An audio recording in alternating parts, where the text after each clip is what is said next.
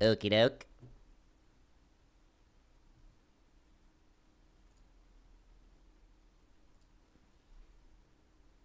We've recently had Bible scholar Dr. Bart Ehrman on the channel, dissecting and refuting the work of Christian apologists.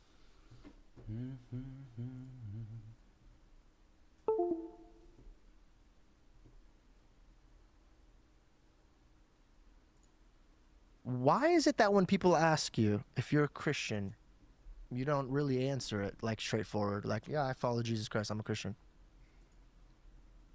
Because the question is almost always manipulative. That it's not really a question. It's a demand. It's a veiled demand that I declare my allegiance in the manner they see fit at that moment. It's like, no, thank you. First of all, that's a relatively private matter. And second, just exactly what the hell are you up to? Many have tried to pin Jordan Peterson down on his faith. Most have hit a brick wall. People often ask me, do you believe in God? Which I don't like that question. Yeah, I don't like the question. I don't like that question. I find it an off-putting question. The reason I don't like to answer it is because A, I don't like to be boxed in, and B, because I don't know what the person means by believe or God. And they think they know. Some have gotten through, like Alex O'Connor. Let me put it this way. If I went back in time with a Panasonic video camera and put that camera in front of the tomb of Joseph of Arimathea, would the little LCD screen show a man walk out of that tomb? I would suspect yes. Or like Stephen Bartlett. So you believe that Jesus was God? God? Yeah. But as we watch these 10 minutes of the George Janko podcast, we will see why it is unwise to try to hold Jordan Peterson to his Christian beliefs. I get why Janko does it. I respect his forthrightness. But here's my claim. We can debate it in... What's up, everybody? Welcome. We're just doing this right now while we get everyone in the chat and in the stream. I watched this clip from Jordan Peterson and George Jankos, and it was sort of like a jubilee moment where, someone's trying to make Jordan Peterson into a Christian, and Jordan Peterson saying, no, I'm not a Christian. I abide by every Christian tenet and value and all these things, and apparently he even says that Jesus is God. But he doesn't profess his faith, right? So all in all, not super interesting, not something we haven't heard before, but Glenn Scrivener is an amazing apologist and video maker and Christian from what I can tell. I don't know a man's heart, but he just seems like an all-around good commentator. So I'm curious about what his take is, his specific take on Jordan Peterson and this line of questioning for him. In the comments, Jordan Peterson does not need to be challenged to own his Christianity. Something else entirely is called for, and as we watch this, I think you'll get to see what it is that's actually called for. Let's watch it together. Why is it that when people ask you if you're a Christian, you don't really answer it like straightforward, like, yeah, I follow Jesus Christ, I'm a Christian? Because the question is almost always manipulative. That it's not really a question. It's a demand. It's a veiled demand that I declare my allegiance in the manner they see fit at that moment. It's like, no, thank you. First of all, that's a relatively private matter. And second, just exactly what the hell are you up to? So that's the general. He's right about that. There are all sorts of motivations for people to say, Jordan Peterson is on our team. We are the cool kids, and he doesn't want to be manipulated in that way. I totally get that. And I'm not interested in trumpeting it. I'm still figuring things out, and I'm trying to explain what I'm learning as I go. And I don't want to parade my virtuous faith, as a proclamation. I think that's false. This is right at the heart of what I'm talking about. Jordan Peterson thinks that faith is something to parade, something to trumpet, something to be proud of, and he's not interested in that. Well, if that's what he thinks faith is, I understand his position. People can decide for themselves if they're interested what I'm up to by watching. If they're interested what I do, they can derive their own conclusions and judge it by their fruit. That's the theory. Yeah. Right. That's the theory. Very intense. But I would just say that one of the fruits of true faith and belief, I would imagine, is the outward expression of that faith, and the desire to bring others into it. So anyway, we'll see what Glenn has to say about that. But for And when people say too that they're a Christian, I actually generally don't really know what they mean. I mean, you guys laid it out, and you provided some indication of what you meant in this decision that you just made. That's actually worth attending to, in my estimation, more than a casual declaration. And so I'm not that interested in casual declarations. And people declare their Christianity all the time. And part of me thinks, not everyone who says, Lord, Lord, will enter the kingdom of heaven, right? So be careful what you claim. It's a high bar. I agree.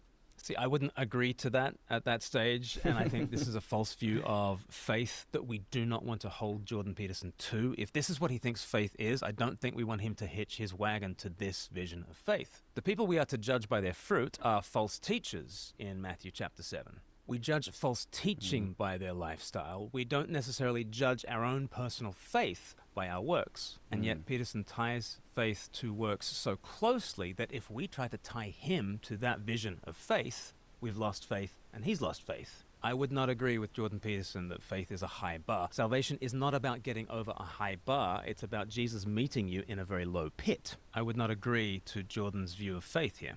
Does the Bible verse scare you when they say that they'll deny me in public? I'll deny you in front of my Father. Because you're denying them because they're trying to set you in a trap. But would you not have confidence? I'm denying the questioner ownership. Oh, welcome, Newman, on Peter Jordanson. that is a fun name. I should change my name to Peter Jordanson. See if that gets more traffic to the channel. Seem to think that transparency on what your position is the same as virtue signaling your faith. Yeah, that's a good point, Newman. So I agree with Jordan that you shouldn't virtue signal, and I agree that you shouldn't be a false prophet. I agree that you shouldn't pronounce Christianity if you're not doing the will of your Father, the Lord in heaven. But if you believe something, especially if you believe in Jesus Christ, I don't see why you wouldn't trumpet it. I don't see why you wouldn't rejoice and why you wouldn't desire for others to see that. I thought that was really a great point by Glenn, that the verse that Jordan references of knowing people by their fruits, it does. I was just reading it this morning, actually. Glory to God. These little serendipities that come up. It is in reference to the false prophets. So if somebody's preaching, think of these megachurch pastors, right? These are the people who say, Lord, Lord, will not enter into heaven. But no person, no Christian is a perfect human being. So to judge your own faith by your fruits, well, your fruits are going to be spoiled. They will be. So I think it's a great point by Glenn, and I think like Glenn is intuiting here, Jordan is confused about what these verses mean, which indicates that he isn't in the church per se. But it's because he holds this position because he doesn't have the right view of what faith actually is. You don't become faithful after you are already a perfect human or a perfect Christian.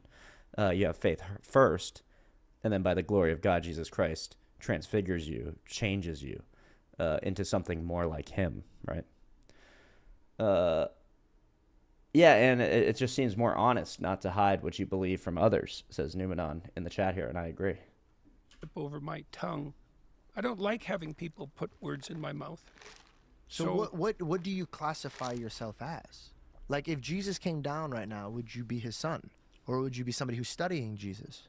Like, where does your heart lie right now? Who is your God?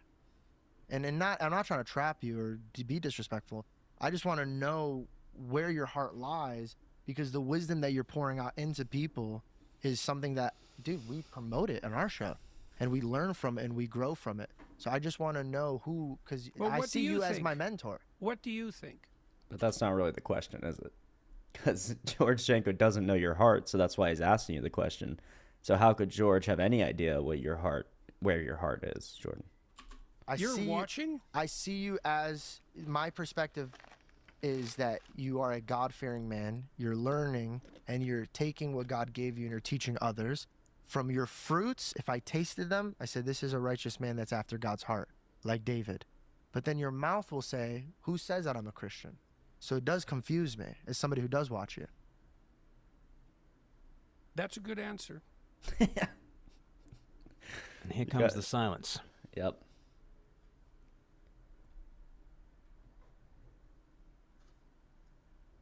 This is not paused, by the way.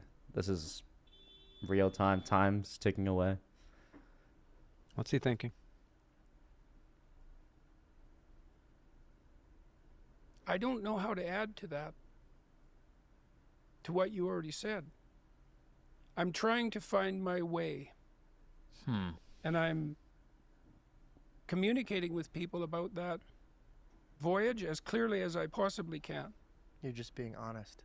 And I think that is true about Jordan Peterson. I don't think he's boxing clever. I don't think he's dodging. Like when he's asked, where do you stand on the Jesus question, he genuinely doesn't know. So it's ironic when he's called hypocritical for not actually nailing his colors to that mask. I think on that issue, he's being very, very clear with everybody about where he stands with Jesus. Whatever frustrations people have with Jordan Peterson, I don't think we should be frustrated thinking that he is being duplicitous. He's being painfully open about this, painfully honest, as he says here. I'd rather let other people decide. Yeah, Newman. Imagine if they had slowed down the clip for dramatic effect. We'd literally be here for hours. I agree. We might still be. If I don't know. I think Jordan could have sat there for multiple hours just silently because he didn't know how to answer the question. If he just thought and actually answered the question, it could have taken hours. I mean, it might take a lifetime to answer that kind of question when you're as mired in intellectualism as Jordan Peterson is. At the end of the day, it's not an intellectual question. You even heard it in the question. He said, where is your heart? Where is your heart? Who is your God? That's a question which you answer in the heart, not in the mind. So no amount of thinking really can answer it. Yeah. And I'd the Bible rather says let that. other people. I'm public, painfully public, and so people can draw their own conclusions. And if they want a casual conclusion, I'm not interested in providing that. And so I don't want to tie everything up in a bow and deliver it as if it's something simple. It's not simple. And so it's not like I'm trying to be opaque. You know, when you asked me that question, I'm looking for the words. It's why I asked you what you thought. If I could find the words that would be sufficiently solid, then I would use them. Have you ever asked God to help you with that? Yes, I would say I've asked that. Yeah. All the time. Yeah. All the time. You know, part of seeking for the right words is that's an attitude of continual prayer. Is this the right word? You got to feel that out. So faith gets tied to prayer, and prayer is Jordan Peterson seeking for the right words that he is meant to say. To that, I would say that faith is actually receiving the word of God as the simple person that we are, as the person that's always prone to go astray. And certainly Jordan Peterson is very aware that he is liable to go astray. But he puts himself in the position of the one who is speaking the word and therefore needs prayer for help to be the prophet that he wants to be. Faith, though, in the sense that George Janko is interested in, is the receptive faith of welcoming the word of God into your own heart. And that is a very different kind of prayer, I would say. And so you feel to see if you're stepping on firm ground. And if I find firm ground, then I'll use those words. And if not, then I try not to. And so you can't decide a priori what words are going to come to you, right? You can try to find the words that put firm ground under your feet and be content with them. This is all about him as a speaker of words of truth rather than as a recipient of the word of truth. So when people ask me that question, I guess partly because I'm leery of the question first. There aren't words that spring to mind that will satisfy an ill-aimed question. True. People think it's obvious. They ask things that, do you believe in God? And I don't answer that question because I don't know what the hell you mean by the question. But couldn't you just answer it by what you mean? And then explain it? So if the God that Jordan Peterson believes is like this sort of Jungian, like Platonic ideal of like the highest thing in a hierarchy, in the hierarchy of being or something like that, you could explain that. So when people ask you, do you believe in God? I don't think they even expect you to answer, do you believe in the God that I believe in? They're just asking for you. Well, maybe I'm sure a lot of people are duplicitous. I'm sure a lot of people do have these ill-formed and ill-aimed questions at him. But in this context with George Jankos and his wife and all that, couldn't you just answer what you mean? Especially in a long-form podcast. You don't have to answer... you couldn't answer what they mean by God. You just have to say, yes, I do, and this is what I believe, right? There isn't a more difficult question than that. Like, that is the hardest question. It's also Well, that's true. That is probably true. the most basic question. It's hard from one point of view. It's also the question that undergirds our very ability to ask questions. Yeah. This is what's interesting is that Peterson knows this. He knows that faith is ineradicable from the human person. It is the necessary precondition for all our understanding of the world. We need a value structure in order to see the world. Therefore, we need a hierarchy of values. Therefore, we need to inhabit a narrative. This is a faith-filled enterprise, and nothing in life gets off the ground without faith. Jordan Peterson knows all that, and yet he wants to say that faith in God is the most difficult of things, and I understand that, but it is also the most basic of things, the most primordial, the most fundamental. And it is that childlike trust that is the very essence of beginning in the Christian life and continuing in the Christian life. And it's that kind of faith that George Janko is asking about and that other Christians are asking about. So I can agree with Jordan Peterson here. Faith is a very profound, deep subjects that we will never plumb the depths of, but I disagree with Jordan Peterson. It is also simple. It is also basic. It is also fundamental. Well, it's simple. You say yes or no. It's simple, is it? Oh, It's there you go. simple, is it? The entire religious enterprise of the human race for the multiple millennia we've been pursuing our upward aim, that's all simple. It's not simple. What does believe mean? What does believe mean? First of all, it means simply receiving Jesus as a totally needy, sinful, simple, erring human. John chapter 1 verse 12 says, "To all who received him, to those who believed in his name, he gave the right to become children of God." Do you see how receiving and believing are parallel to one another? They're basically the same thing. It is the simple childlike trust of welcoming Jesus into your life to begin again with him. You must be born again, says Jesus in John chapter 3. Again, you can make faith too difficult when actually there is a simplicity to faith. There's a foundational character to faith. Or let's go to Matthew chapter 11, verse 25. At that time, Jesus said, "I praise you, Father, Lord of heaven and earth, because you have hidden these things from the wise and learned and revealed them to little children. Yes, Father, for this is what you are pleased to do. The wise and learned have the things of the kingdom." Wow. Look at that. Isn't scripture so powerful? I praise you, Father, Lord of heaven and earth, because you have hidden these things from the wise and learned and revealed them to little children. Yes, Father, for this is what you are pleased to do. That is so analogous to this interaction between George and Jordan Peterson. George Jankos is not a renowned scholar, world famous, giving lectures to thousands of people based on his intellectual ability and things like that. George Jankos is a very simple, humble, faithful faith, right? He is the little child. Now, I'm not putting him down. I'm not saying he's like a child. I'm sure he's wise, and I'm sure he's more mature than I am. He's married. He's a grown man with a business and an enterprise. But in this context, putting him next to Jordan Peterson is the wise and the learned, from which this simple faith has been hidden, that little children adopt immediately, easily, right? Blessed are the little ones, right? Kingdom hidden from them. The little children receive everything. They come to the Son as children, and they receive from the Father. What do they receive? Well, verse 20. Newman said maybe Jordanson's Jordan's background as a psychologist makes the question of belief more complicated. Like maybe he's thinking about whether he has a schema, concept, or image of God in his mind.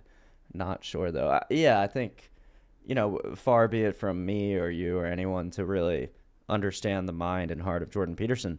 But I think it's clear that he is over intellectualizing the Christian faith, the Christian practice. And yes, there's an intellectual quality to it. We're commanded to give reasons for our faith, right? But there's a heart quality, and that's what this verse speaks to, Matthew 11:25.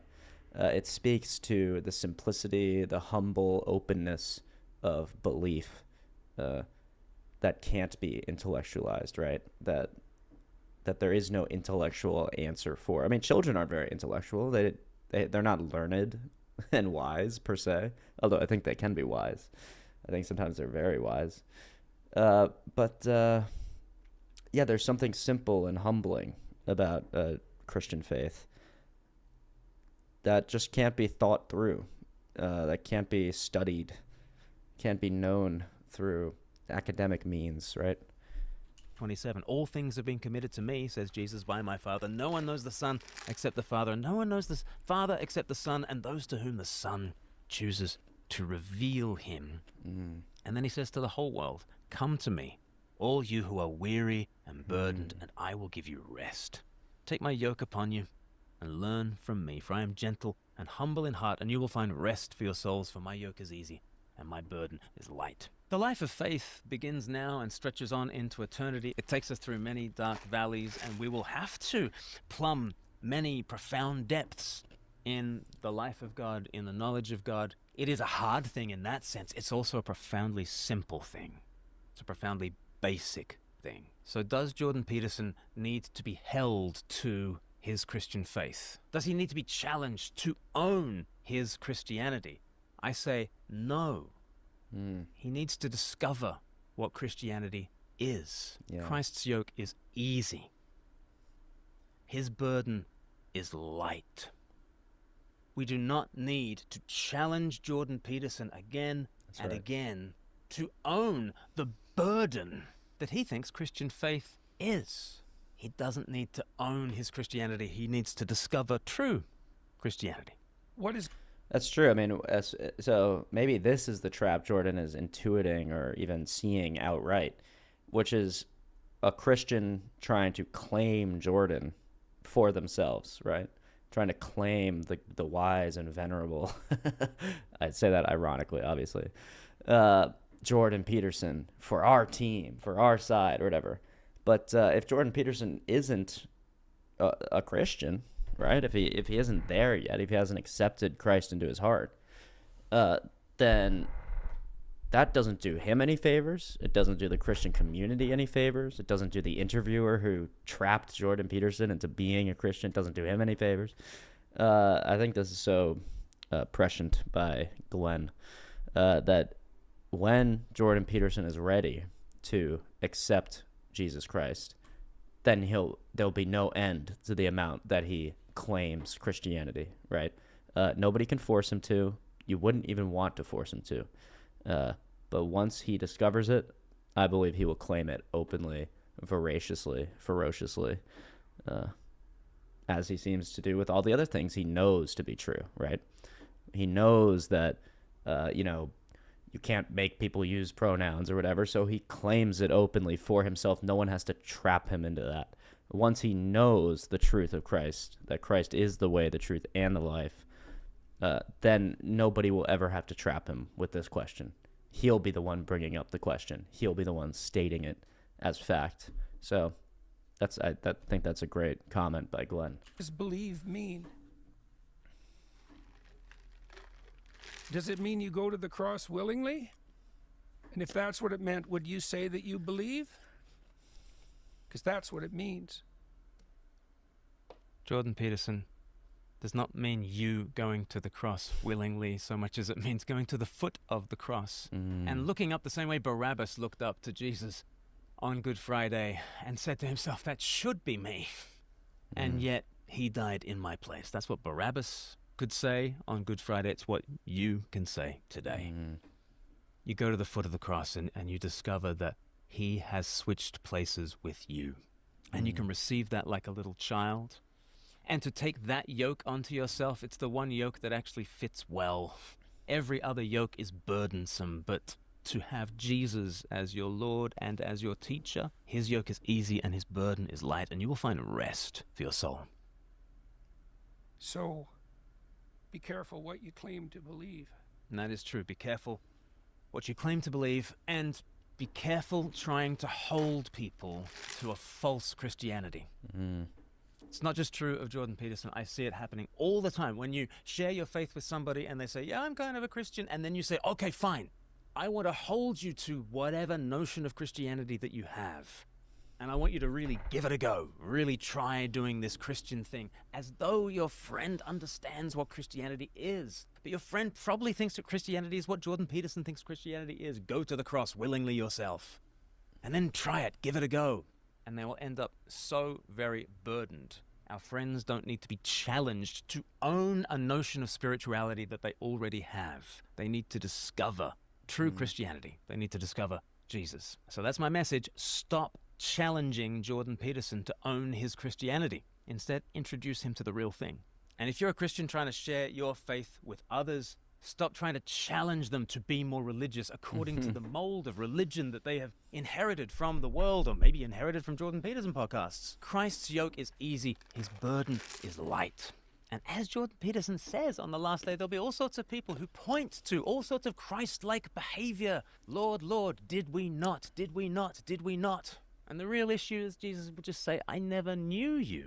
We did not have that covenant relationship of knowing. And you have that not by aping Christ-like behavior, but by receiving, like a little child, the kingdom that is given to you. Come to me, all you who are weary and burdened, and I will give you rest, says the Lord Jesus. If you want to discover more about this beautiful good news, why don't you go to 321course.com and discover... I think that was a really great video. I love Glenn Scrivener, one of the best, and it actually gave me an idea. I'm not sure if you guys have seen this, because this is a little more apologetic, right, what we're about to watch, than that. Glenn Scrivener and Matt Dillamungy. And Glenn really exposes the flaw of atheistic morality, right? So anyone that is in the chat, welcome. Thank you for being here.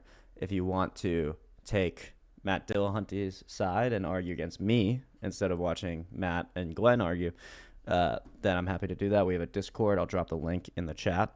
But for now, let's welcome along to the show. Let's Today preface this whole thing with this debate here.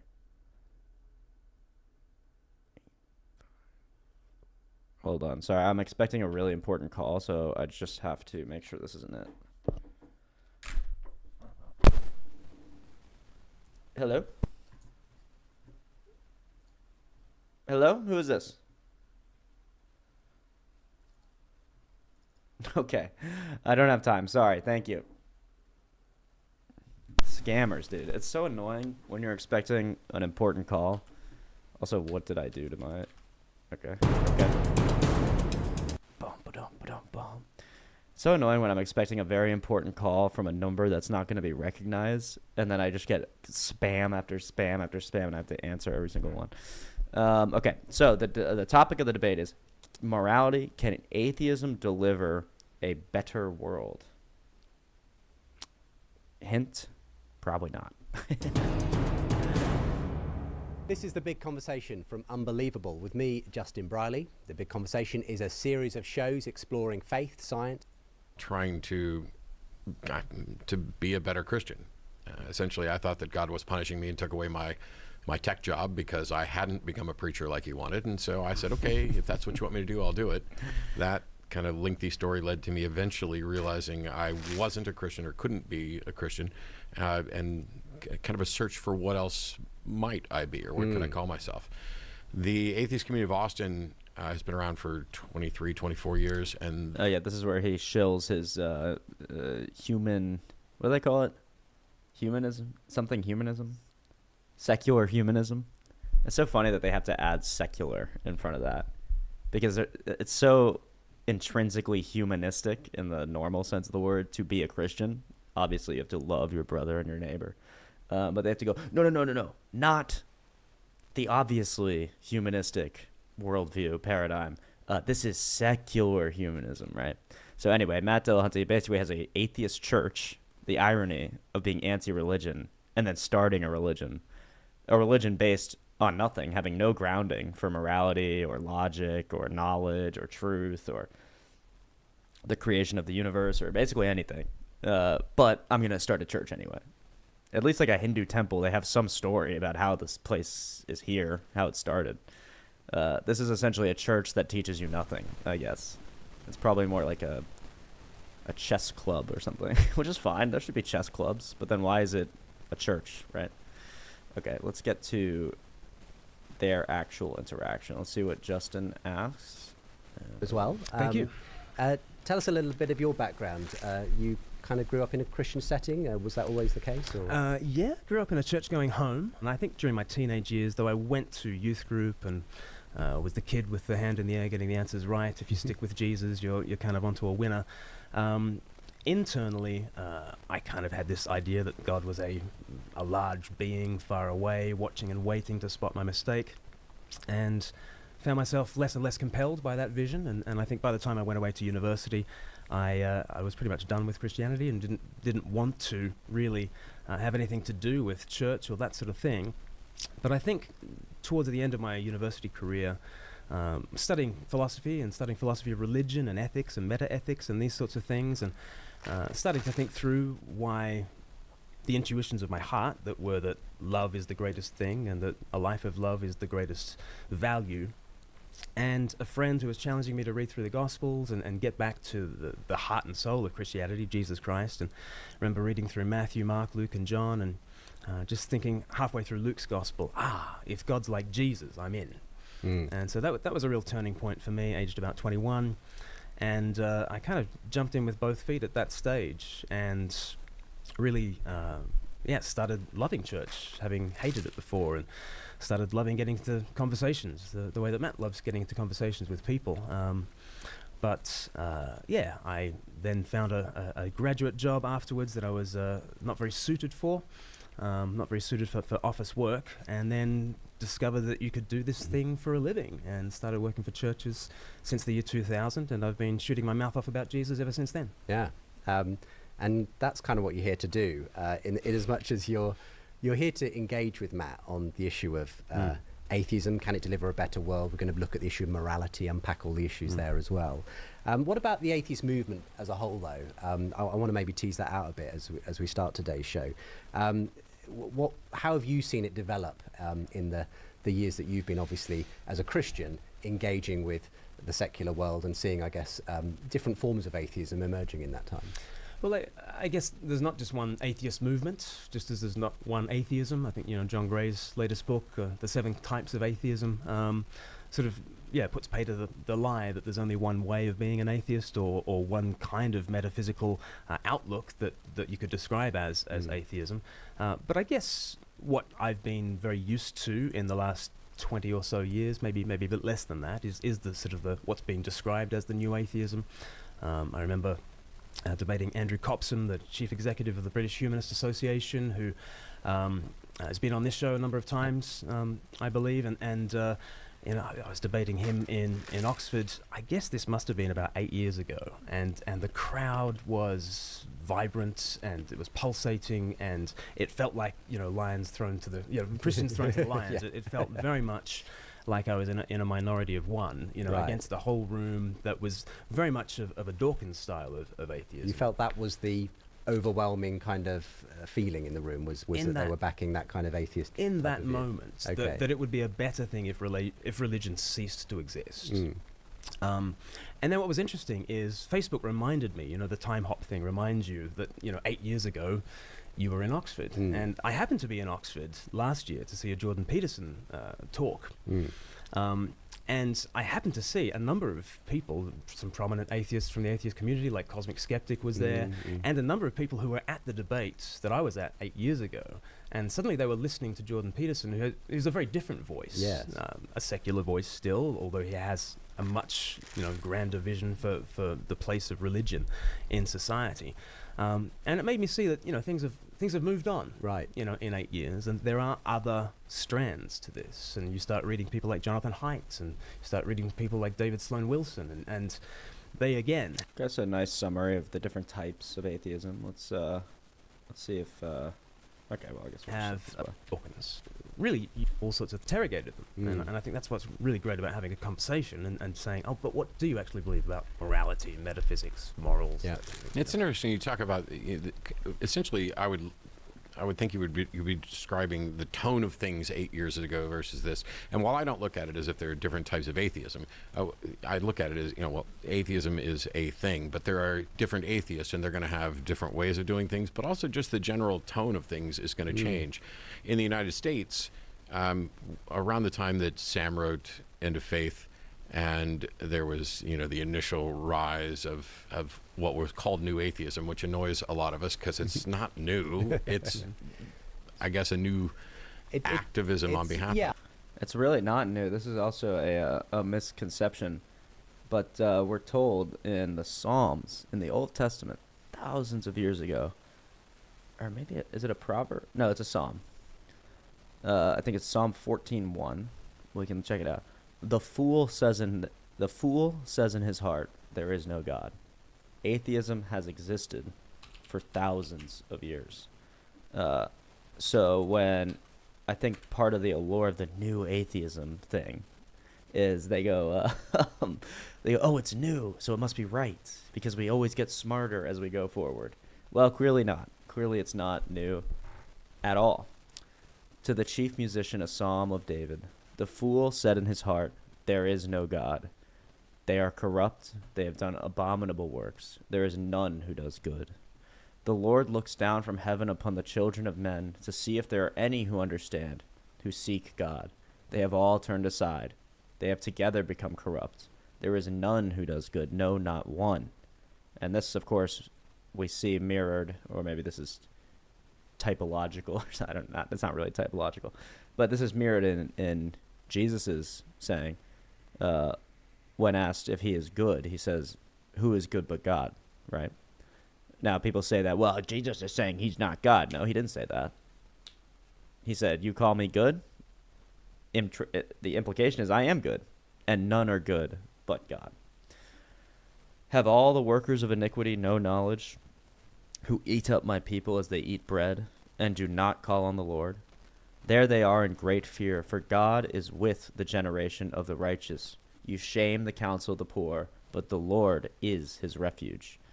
Oh, that the salvation of Israel would come out of Zion, and it has. It has. When the Lord brings back the captivity of his people, let Jacob rejoice and Israel be glad. Isn't that amazing? The salvation of Israel does come out of Zion. It's the person of Jesus Christ. So, all to say, atheism, nothing new about it. And really, there hasn't been much innovation on it. I mean, I'm sure there's philosophical arguments and stuff now that they didn't have back then. But the average atheist is really just the fool that says in his heart, there is no God, right? And that's what we're watching, Matt Dillamonkey. Yeah, I think that's what was new about it, was that maybe the tone and the way it was being put across, Yeah. and the fact that the internet was now fueling it. Well, we were also, at that time, Bush was president, there were concerns about evangelicals encroaching on government. And then, there's that ramp up, and then Obama becomes president. And finally, we have a demonic atheist who's a president, and everything was peaceful, and Obama didn't bomb the most number of people in the Middle East out of any president in history. He didn't kill the most children and the most innocents and the most women with drone strikes and bombs and wars. So at least we finally got an atheist president with a Barack Obama. What? we legalize same-sex marriage. We do a bunch of stuff that, and not that all atheists are remotely liberal progressives, but there's a good chunk of them that are in that category. And so we were having conferences all the time. I think I did 12, 13, 14 conferences in 1 year. That sort of died down, and there was concern that people, atheism has had its heyday and now they're done. And I think really what happened is that the environment we were living in changed, and now there were other things to worry about. You didn't feel like there was this encroachment of religion in your life as much. And that has shifted, of course, since Trump's been elected. Right. But the tone and how people are doing things changes. And, I can look back on the early days doing the show, and I was, right. And now there's a lot less of that. You're a bit more chilled out now. But yeah, there's tons of, I think we need a number of different approaches. Because first of all, not everybody believes for the same reason. They're not going to give it up for the same reason. And if I'm going to be trying to educate myself on which believers are going to give the most compelling, justifications for their belief or the best descriptions of the worldview they want to have, then I have to go into, without doing the I'm right, you're wrong, not nearly so much as I'm just not convinced, can you convince me? And we end up having... That is the great scourge of the new atheist movement, this Matt Dill monkey thing and Dawkins and all these people. This idea that atheism is not a positive claim. I hear this all the time. Every single one of my comments on any video I ever make is, well, I'm not making any positive claim when I say that I don't believe in God. Yes, you are, dummy. You're making the naturalistic claim, or you're making a Platonic claim. You're making a claim, even if you refuse to say that you are. I can't believe Dillahunty doesn't see this. The Dilla Monkey Dodge. The Dilla Monkey Dodge. Do the Dilla Monkey Dodge. That should be a song. That should be like a YMCA dance. It's crazy. It's stupid. And atheists delude themselves. It's like this sort of veil that comes over their eyes when they say, well, I just lack a belief in God. Okay, so you lack a belief in God. Do you lack a belief in everything? The only way you could be not making a positive claim when you say I lack a belief in God is if you literally lack a belief in everything. Because if you don't believe in God, but you also do believe that the universe exists, then what are you saying about the creation of the universe and the sustenance of it, the sustaining of it? You're making a positive claim. You're saying it doesn't need a God to come into existence. It doesn't need a God to be sustained. There doesn't need to be a God to have logic and mathematics and all the transcendental categories. So it is a positive claim. I'm so sick of this. I'm so done with I just lack a belief. It's a total cop-out, and it's not even true. You do have a belief. You believe the universe was created not by God. So substantiate that, right? Don't just dodge around and run away. I think Dillahunty is one of the most sort of egregious when it comes to that, and I think he may have even sparked this sort of mindset within the atheistic community. But Newman says, unless you're an epistemic nihilist, then you have to justify your beliefs, and without God, you tend to run into problems. Big time. Yeah. So how do you justify your other beliefs, like the belief in science, right? So if I don't believe that, I've been wondering this actually, and Newman, maybe you can help me out in the chat, or whoever else is here. If I say that I'm agnostic or atheistic, well, not atheistic, but say I'm evolutionistic, right? I'm agnostic towards evolution. Well, I don't believe that humans came to be through the process of, natural selection and evolution and stuff like that. And then, of course, the atheist goes, well, you're denying science. You're a fool and an idiot. You deny science. And I go, no. I'm not denying science. I just lack a belief in science. I just lack a belief in evolution. Would they let me get away with that? I mean, would they really allow me to say, no, I just lack a belief in science? It's foolish. So if you just flip it around, it's a total double standard. But having much more conversations or much more stringent conversations about epistemology and what is in fact justified, even if it turns out we agreed on the actual political positions and things like that. Yeah, I mean, sticking with the atheist movement per se, I think there are those who want atheism just to be that negative concept of simply not having belief in God, and others who do see it as allied to a whole set of propositions about the way we should treat each other, LGBT issues and so on. And what's your view? Where do you feel like, if I say I'm an atheist, does it entail anything along those lines? I don't think so. Once you identify as an atheist, I just stick with that label that you're not convinced there's a God. Doesn't tell me anything else about you. But it's undeniable that, like, for example, the Atheist Community of Austin has a list of position statements. I know because I wrote them. And it took quite a while to get the board of... Wait, a list of position statements? You mean positive claims? You mean you have a whole list, so you just lack a belief.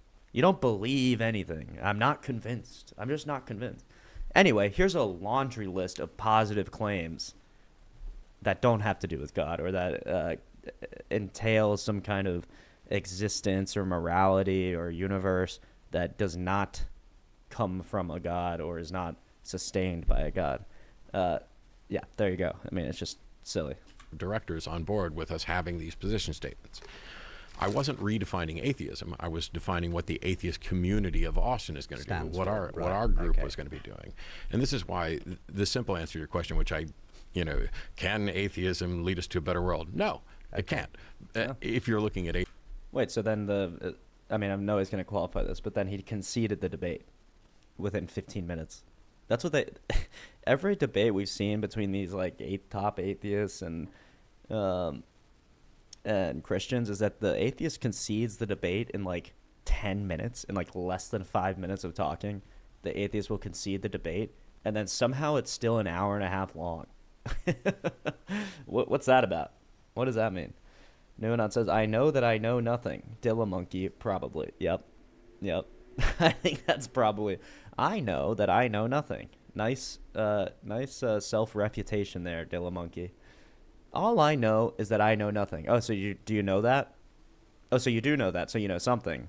Oh, so you don't know nothing. Oh, no, but I know that I know nothing, so I know. Yeah, you get it. Atheism is just that. Yeah. If you ask, can secular humanism, can these kind of values that we're packaging together that people care about that happen to be held by some atheists, they're not exclusive to atheism at all. I don't require that everybody I spend time with agree with me on everything. And I don't assume that just because somebody shared a stage or something with them. I mean, because I shared a stage with Dawkins. There's plenty of people who have problems with him. I shared a stage with Harris. I shared a stage with Jordan Peterson. Those were different, though. If Sam Harris and I are sitting down together, the presumption is, these two are in alignment and in agreement, which is true most of the time. There are things that Sam and I disagree about. When I sit down with Jordan Peterson, the assumption is, this is the head-to-head conflict. Right. And the interesting thing is that I don't know Glenn at all. And there are people who are going to assume, this is the big battle. But I don't look at debates or these kind of discussions as if they're WWE events. This is a genuine conversation. I find myself challenging people in the atheist community far more often than I'm, having conflicts with people who are religious of any type. Which is a great attitude to have. But I think these days what we tend to see is cancel culture. What we tend to see is if you've got the wrong views about things, a prescribed set of views that have only really, arisen in the last 5 minutes, if you don't toe the line on a number of different orthodoxies, and I use that word advisedly, orthodoxies, then you are kind of put outside the camp. And again, I use that word, advisedly. It's very religious language, isn't it? It's yes. And it's partly, I think, where the interest is coming for folks like Jordan Peterson and Douglas Murray and Brett Weinstein and others of the so-called intellectual dark web who are perhaps pushing against what some people see as this sort of politically correct. From a secular point of view, and I find that there's some interesting bedfellows then between Christians who find themselves on the same kind of side as those guys, and they may be set against other secular people who are far more progressive in their views and that kind of thing. I mean, it is an interesting sort of time at which there's a whole new set of questions that are being put on the table. Yeah, and I think it speaks to the ineradicability of a religious spirit to humanity. Okay. And I do think that one of the things that I think has sort of marked out the new atheism, if we want to give any labels to anywhere, would be the belief that it would be a better thing for society if far fewer people were religious. And I think that certainly captured the four horsemen of the apocalypse, of the atheist apocalypse. You know, Hitchens and Dawkins and Dennett and Harris. They certainly wanted to see people deconverted from Christianity in order to see a more flourishing and better world. But I kind of think Dostoevsky was wrong when he said, you know, when there is no God, everything is permitted. I think what we're seeing is when there is no gods, everything is very puritanical, and everything becomes actually even more heightened in its moralism. And I think what we've found is getting rid of God at that level of public discourse has actually led to people pronouncing anathemas on people and burning them at the stake and going on witch hunts. See, and I don't think this is actually so much tied to atheism. So what I've seen a lot of is people are talking past each other, and people on both sides of an issue are engaged in hyperbole and perhaps not the most honest assessment of what they view as the opposition. It's actually interesting. This is an interesting point. Okay, so Glenn Scrivener says that he thinks Dostoevsky was wrong when he says that without God, then anything is permitted. Because it seems like in this new sort of paradigm, this atheistic paradigm, anathemas are thrown around willy-nilly. People are burned at the stake, so to speak, willy-nilly, based on social justice things or, you know, academic standards for morality rather than objective standards for morality. And so that is interesting. That's true. But I'll add another level to that. So, and Glenn is right. And what happens is, so we've seen this, when you take God out of the public discourse, when you take it out of the heart of the public, you get this degradation of morality.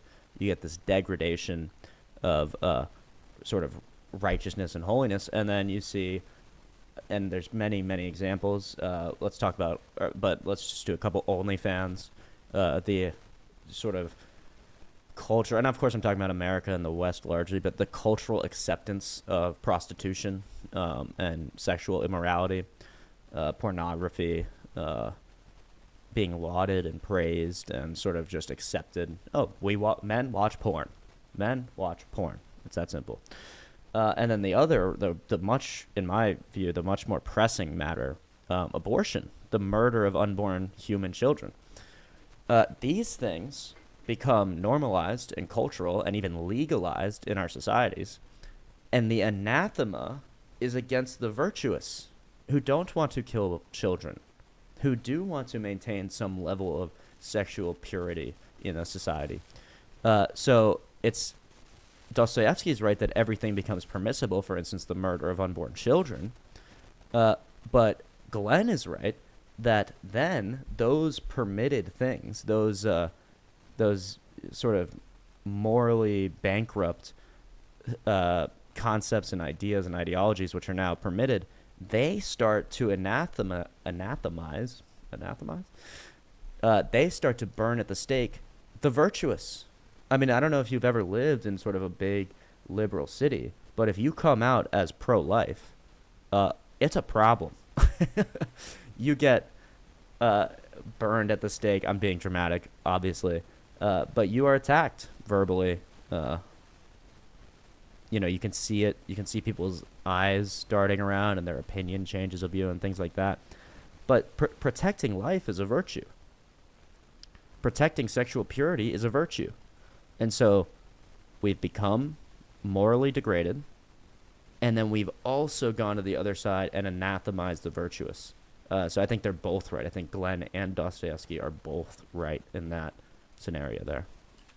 But the Numenon says, one thing I struggle to understand is why atheistic ethical systems tend towards utilitarianism and other such systems that seem to have life-denying conclusions. Yeah, utilitarianism is life-denying. The most famous introduction to utilitarianism is, well, would you, if you could move a train from hitting one person or hitting 10 people, but you have to push a fat guy in front of the train, what do you do? What do you do? It's all about death. It's all about who do you kill? Who are you permitted to kill, to murder, right? nuance of antinatalism, ephilism, and hedonism tend to be born out of these ethical systems. They have to be. They can't be birthed by a virtuous ethical system. They can't be birthed by an objective ethic. It has to come out of these totally subjective, which, by the way, utilitarianism, completely subjective. Because if you're an atheist and a utilitarian, then the ends that you're seeking, by which any means are allowable, the ends that you're seeking are totally confined to the individual or the individual societies, right? So yeah, I think you're absolutely right. Like, they always deny life. I think atheism is antinatalist, or at least utilitarianism. Although that could be argued because, well, okay, so if it's serves the most people or the highest good to allow abortions or something like that, what we see in society is that birth rates plummet.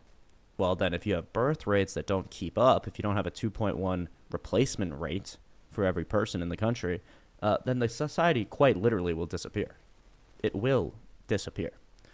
So even from a utilitarian perspective, antinatalist positions are wrong. They're not. That isn't even utilitarian. I think antinatalism is wrong from a much more fundamental level, that man is made in the image of God, man and woman, both of them created in the image of God. So that's why you don't kill them. But you're right, Numenon, 100%. The sort of thing that Glenn's talking about, it's not as if atheism is the foundation behind cancel culture or whatever you want to say. No, it is political ideologies and people who have I will brook no disagreement, and I am not interested in any conversation. If you've said this, you are done. And if you're willing to associate with somebody who said this or whatever, then you are all. So for example, if life is about being happy and not suffering, then it seems cruel to bring a child into the world and risk them ending up suffering. Thus, having children seems wrong if life is about happiness and avoiding suffering. Yeah. Okay, I see what you're saying. That's how they justify it. But what isn't it? I would think on a societal level, utilitarianism, even if you take this happiness thing into account, it's not just one person being happy. It's the most amount of happiness for the most number of people. So if you're saying, well, the way to make the most number of people happy is by eliminating a lot of people, then you can't be increasing happiness for the most number of people because you're decreasing the number of people, right? So even within itself, it self-destructs. Also done. Yeah, no, I don't think that's not even an atheist thing. Yeah, no, that's I certainly don't think exactly. It's human nature. I think someone like Jonathan Haidt would say in The Righteous Mind that we all orbit around these little totem poles of highest value, and those totem poles bind and blind. They bind together communities, but they blind us against what the other communities are saying. And therefore, an atheist community can be just as religious in that sense as a Christian community, a Muslim community, a Buddhist community, because we all have these highest ideals. We're all involved in motivated reasoning. We all have our in-group, we all have our out-group, and we can all engage in behavior that is more or less tolerant of one another. And then the question becomes, well, how do we relate towards one another? And the one thing that then rules out is we can't then have an irreligious solution to the problem of these different communities. Yeah. Is that a fair comment, though, that atheism in that sense is quite religious when it gets its expression in these ways, Matt? So I'm always going to push back on this atheism thing, but just as far as the label. But yes, speaking kind of colloquially, of course it can be like that because there are humans involved, and this is what humans do. Wait, so humans are fundamentally religious, yet atheism should be pursued? Dilla monkey logic. Matt goes, well, I'm going to push back, but yes, you're right, but I'm going to push back for basically no reason. And I'm going to say that humans are fundamentally religious, yet we shouldn't be.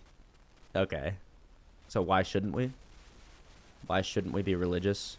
And why, if we are going to be fundamentally religious and seek that out and try to fill the God-shaped hole in our heart, why would we fill it with not God? And why would we center our religious structure around a list that Dilla Monkey wrote himself? Is he God? Is he the arbiter for moral standards? Is he perfect? Does he know anything about morality? Actually, does he even have a grounding for his own morality? And the answer is, of course, no. Newman says, I see this as a reason to actually reject happiness and suffering being the standard. If an ethical system ends up affirming antinatalism, then I think that's actually a reason to reject that system. Completely agree. Totally on the same page. If antinatalism is a downstream effect of any system, then the system is wrong. Because antinatalism means anti-birth. You can't, if you're not giving birth to people, then society degrades and is destroyed. Right. Okay. Religions at all is there any good reason to believe they're true? I would not, people will say, oh, religion's never done anything good. Well, that's crap. Religions have done lots of good things. Or actually, more accurately, people who are religious have done good things. Mm-hmm. They've given us universities, hospitals. Mm-hmm. That is because of their religion. He left that part out. He's assuming there's some sort of like humanist explanation for why people are fundamentally good. But the reason that hospitals were created and the reason that religious people do good things is because they're commanded to, and they're drawn to do good things by the religion, by the teaching of the religion. And if you look at different religions, you see that people do more or less good things by depending on what kind of virtue the religion preaches. So that proves that the goodness comes from the content of what your faith is in. That would be true probably as much for secular people as well if it weren't for a disparity in the sort of privileged position that religion has had and benefited from for all these years. Secular organizations had to do a lot more fighting and in a lot more recent time just to get a similar status. For example, tax exempt status in the United States. It's just, if you're a religion, as long as you're one of the recognized religions, you're just granted it de facto. We're a Baptist church, we're a Catholic church, we're a Unitarian Universalist. Even the Buddhists had to fight for property tax exemption in Austin because it wasn't on the list of like approved religions. Okay. The Satanic Temple just recently got approved by pretty sure it's the IRS as a religious organization, so they can have a tax exempt status. And that always seems strange to me. I realize I'm in the UK talking about American politics, but I've always had a problem with the notion that in the American Constitution, the United States Constitution. Good talking to you, Newman. Thanks for stopping by. Good luck with all your work and your good works today, and God bless you, brother. Thank you. Where we get to this notion that you are tax exempt because you're a religious organization is incredibly convoluted, and it puts the government in a strange position of saying, hey, you're a church, you're not a church. How do you allow that decision to be made at the government level and not come to the conclusion that there's a necessary problem there with entanglement between religion and government? Because if the religion can decide if the government can decide which religions are good enough for tax exempt, and that was a big issue with Scientology, wasn't it? A few years ago, they fought like crazy. A big battle to be recognized as a religion. I mean, obviously, sometimes there are differences between one side of the pond and the other, Glenn, with these issues. But it's interesting that Matt is willing to say, yeah, it can, to all intents and purposes, look rather religious in some ways. Well, I mean, to the point of why should churches have tax exempt status? I mean, there's a big debate going on in Australia, where I'm from right now, about that very question. I mean, one of the issues to throw into the mix is that there is a tremendous amount of public benefit for religions to flourish in societies. So when you look at the studies, you see that those who have an intrinsic religiosity, that is, those who identify as religion's the most important thing to me, it helps me to frame the rest of my life. If you ask those people on any kinds of measures of reproduction, how many babies do you have? Longer life? Are you happier? Will you have more of a resistance to depression, to recovery from illness, recovery from surgery? Do you have a resistance to divorce, to suicide? There are any number of factors where an intrinsic religiosity, that is, a body of people who are saying that their religion means the world to them, those people thrive in a world where, if the government was able to put that into the water, if they were able to put a magic elixir into the water that could deliver those benefits, longer life, for goodness sakes, happier, healthier. Those You're telling me fluoride doesn't do all that? Let's get rid of Christianity and just put fluoride in the water. How about that? they give more money to charity. They give more money to secular charities than secular people do. They give more time to secular charities than secular people do. They give more blood than secular people give. All these things have been demonstrated in thousands of studies. So, throw that into the mix as a government is looking at what will lead to the flourishing of society, what could make society better. Actually, intrinsic religiosity is something that could definitely do that. So, and see, here's where we get to disagreement. But it's going to be difficult, Okay. because I don't have access to go look at studies and everything else. But if you do a Google search for religiosity versus societal health, there's a study that was done years ago that was in the Journal of Religious Education. I'm going to get that. 2005, Gregory S. Paul? Yes, Gregory S. Paul. Yeah, which paleontologist. showed. It's so funny that Matt Monkey is supposed to be like the educated, like atheist. He's like, well, I don't have the benefit of knowing about any of the studies, but I'm sure if you Google it, you can find it. And then Glenn already knows the study and knows the author and everything, and the year it was put out and everything. So that's great. I love that. It was something different, but Yeah, in so any he's case, a paleontologist who was actually hacked off with creationists. You go to Wikipedia and you find Gregory S. Paul. but that's all about Gregory S. Paul. I'm talking about his data. You've been quoting him for 15 years, though. I know, but I'm quoting his data, not him. Yeah, but he's one study against thousands of others, and he swims against a tide of literally 89% of the studies show that everything goes in the other direction. He did a univariate analysis about secularity and how it relates to public benefits. Sure, and I'm not saying that and he cherry-picked his results. Oh, all right. Well, see, now we're in a different thing, because if we're going to start making accusations that his study's not wrong or is not good because he cherry-picked it, I have problems with the other studies. I'm not aware of the study, so could you just... You have problems with 89% of the studies? Glenn says, I know this specific study. Obviously, Glenn has seen that this is a tool that Monkey uses against in these debates and stuff like that. So Glenn's prepared. He read the study.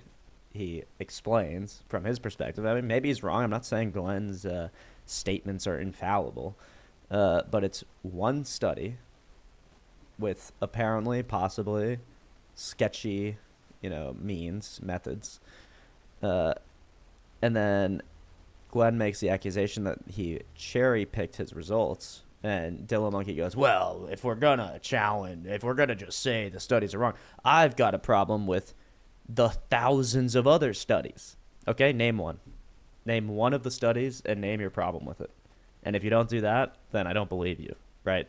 Just explain what's in the study, just so that that's the thing. Without saying this isn't what I came in prepared to discuss, so I don't want to get the study wrong. The point I'm making is you've been getting it wrong for 15 years. I've been getting what wrong for 15 years? What his study says? His study is a univariate analysis of how secularity within European countries is indexed to a whole different number of things, like murder rates and that kind of thing. He didn't look at other things like crime rates and that sort of thing, because it didn't help his analysis. Sure, so you are pointing to problems that you have with his methodology, but that's not me getting wrong what his report says. Yeah, it's just you falsely reporting a fake study that doesn't work, a univariate analysis.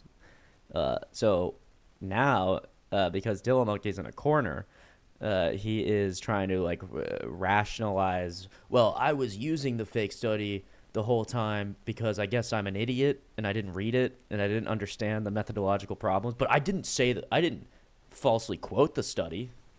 Well, I didn't It's so dumb. The point is the study's false, and you've been using it for 15 years to tell people that atheism is better when the study itself is flawed. So it doesn't matter. It doesn't matter if Monkey was correctly quoting the study. The study itself was wrong, and the conclusion Monkey is drawing from the study is also wrong because of that. That's the point. So now he's just getting semantic and saying, well, I actually did quote it correctly. Great. What were you quoting correctly? The false study with sketchy methodology? Why are you camping out on his study when literally there are thousands of studies that show the benefits of religion? Well, I was getting to that a minute ago. Okay. Because a number of the things that in the studies that you would cite, I would also have a problem with their methodology. Okay, name one. Because when you talk about, first of all, you've got the issue of self-reporting. How happy are you? And we know Not an issue because they're asking atheists and Christians. The atheists and the Christians are both self-reporting. There's no objective standard. So if the Christians self-report higher happiness and the atheists self-report lower happiness, then it's still a valid comparison. It's not saying the Christians are actually happier. It's not saying the atheists are actually less happy. It's saying this is what they say about themselves. Now, of course, logically, if you say you're unhappy, you're probably unhappy, right? I'm not saying you can't lie and say you're happy, but it's at least more likely. It's more likely that you're unhappy if you say that you're unhappy, and more likely that you're happier if you say you're happy. Like, it's not perfect. It doesn't match up perfectly. Obviously, people will lie or they will conflate, I don't know, happiness with, say, squalor or something like, right? With doing heroin, right? Something like that.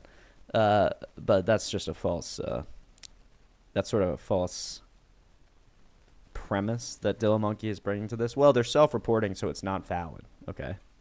for example, especially from ex-Mormons, that groups like Mormon culture encourage people to, because they are representatives of the church, to present themselves as happier when less problematic. Now, who knows what the actual truth is there? And I'm not saying what the truth is. What I'm saying is there's an issue with self-reporting. There's also an issue with what is the real foundation here? Is it that they are religious, which, by the way, is independent from the truth of the religious proposition? That's why the challenge that I had for years was show me a real, true benefit of religion that is necessarily only produced by the truth of that religion. Because you can produce those same things with a compelling lie. If you've got five religions and only one of them is true, but all five of those people, religious individuals or people who are adherents to those are reporting that they're better and happier and these other things, then it has nothing to do with the truth of the religion. It has to do with who we are. And it may be the case that what people need is the community, which religions have done a really good job of building those communities. And it's one of the things that secular organizations are working towards doing now, building stronger communities. But we had to fight for just the right to exist and be open and talk about this before we could get to... Get right back. Just going to run to the bathroom.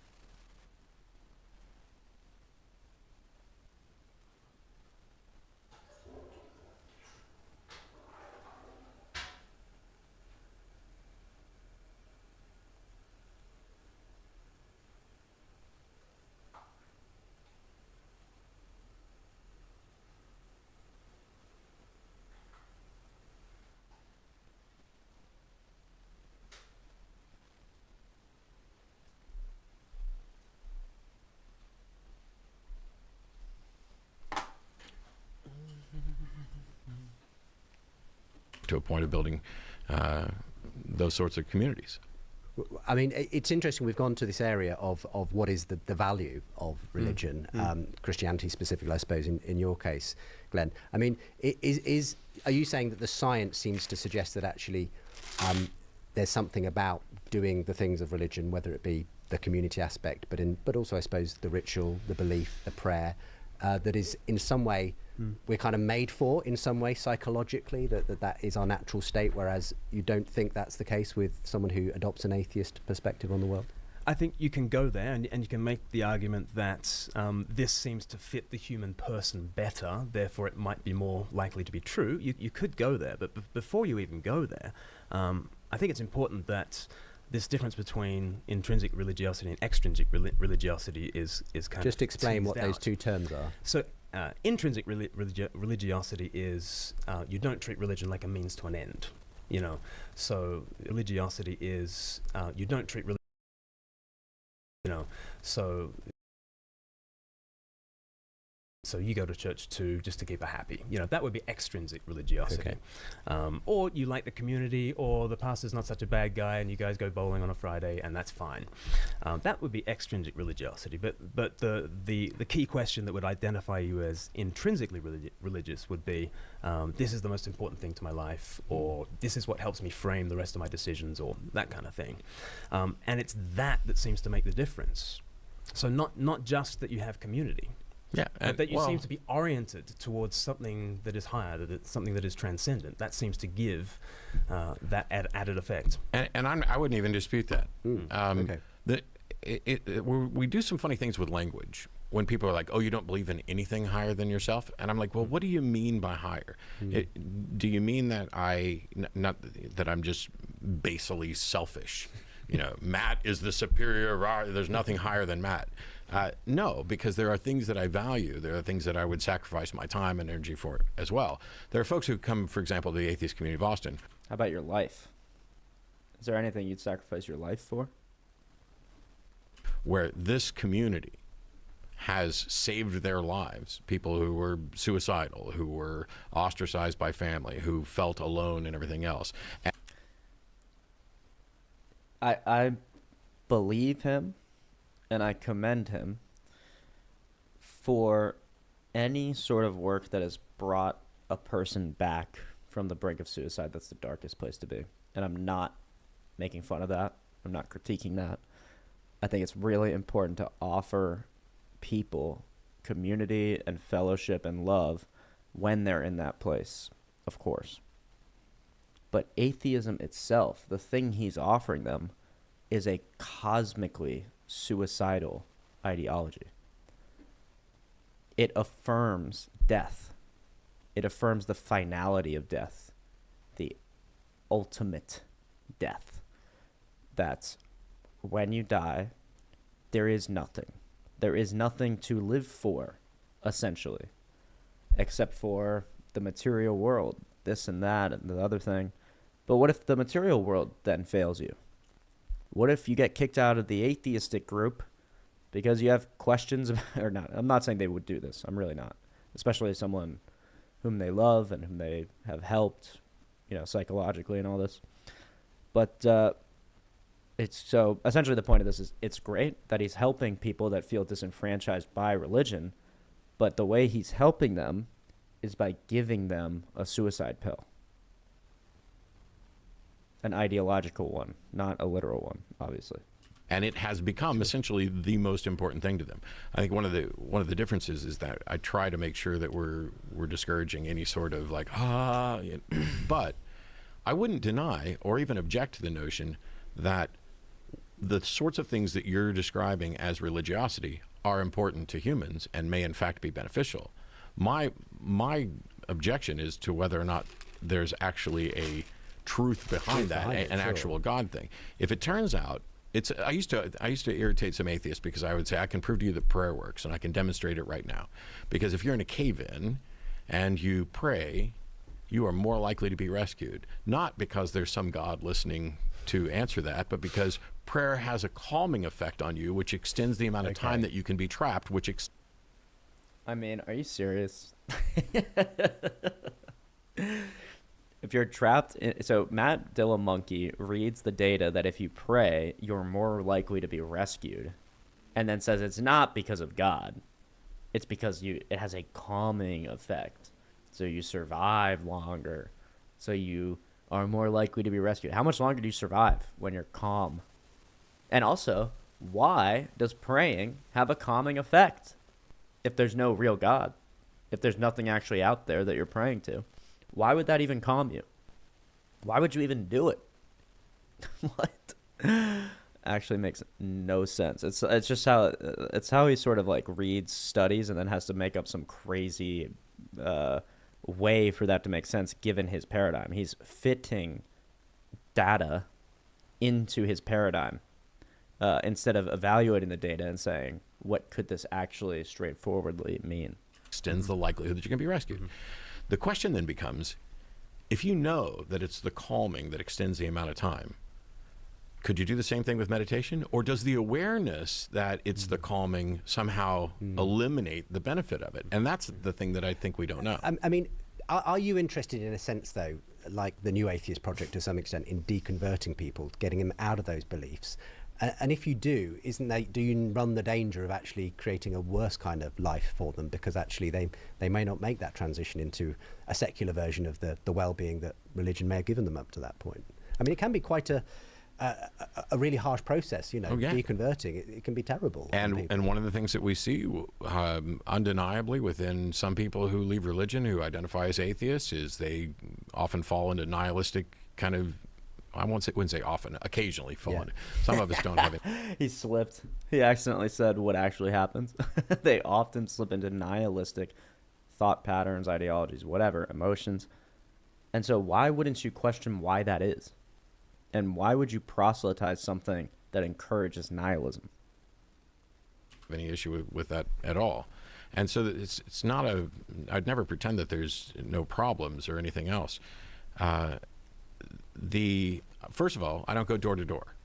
Hey, have you stopped believing in Jesus yet? I can fix that. We take incoming calls, so we're having conversations with the people that want to. Yeah. And I think that if all we're doing is actually questioning the reasoning behind a belief, in the same way that truth is always a defense to slander, that's what we're engaged in. How much if somebody gives up their religion because of what I said, and they have negative consequences because of that, how much of that am I responsible for? This is something that I've considered quite a bit. What I find is that the people who end up suffering the negative consequences, the core problem there still goes back to religion. It's like if somebody told you, oh, sure, yeah. Yeah, so I'm offering them this healing ointment, this medicine of atheism. And some people react so poorly to the medicine that it actually kills them on the inside. It makes them nihilistic. But that's not my fault. That's because they had the disease of religion. So what you're saying is that the medicine does nothing, that your medicine is fake. It's not even a placebo. It can actually cause a worse, like the progression of the disease. Why would you give that medicine to patients? Who would do that, right? Okay. When you're 30, you're going to inherit $1 billion, and you get to be 30 and you find out you're wrong. Now your life may be crap from that point on, because you may have lived as if you were going to inherit $1 billion and you didn't.